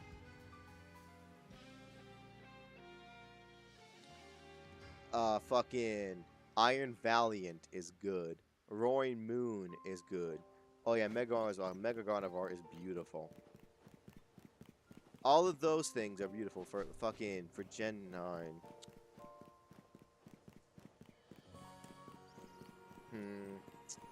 I'm leaning towards for Gen 9's best shiny. I'm leaning towards motherfucking... What's it called? I'm leaning towards for Gen 9's best shiny. I'm leaning towards Iron Valiant. It's one of the few Paradox forms I like, and Iron Valiant is such a cool fucking mon. Iron Valiant is up there. It's really far up there. Speaking of which though, y'all, my phone is about to die, which means my model will die. So unfortunately, I have to call it quits here. But don't worry, I'll be back here again tomorrow, probably shiny hunting again, knowing me. But I've been here for almost 4 hours. So, with that being said though, darlings, mwah, mwah, mwah. Thank you all for watching. Watch far into a VOD or a video, mate, or live, follow or sub, which you're on. You get a shiny male Ross, you get Gardevoir. I get Gardevoir still. Gallade shiny is good, I have one. Still prefer Gardevoir. That light blue can't be beat. In terms of that, I guess the purple, bro. But yeah, that being said, y'all, thank you for talking to me, and thank you who lurked too. I love y'all so much.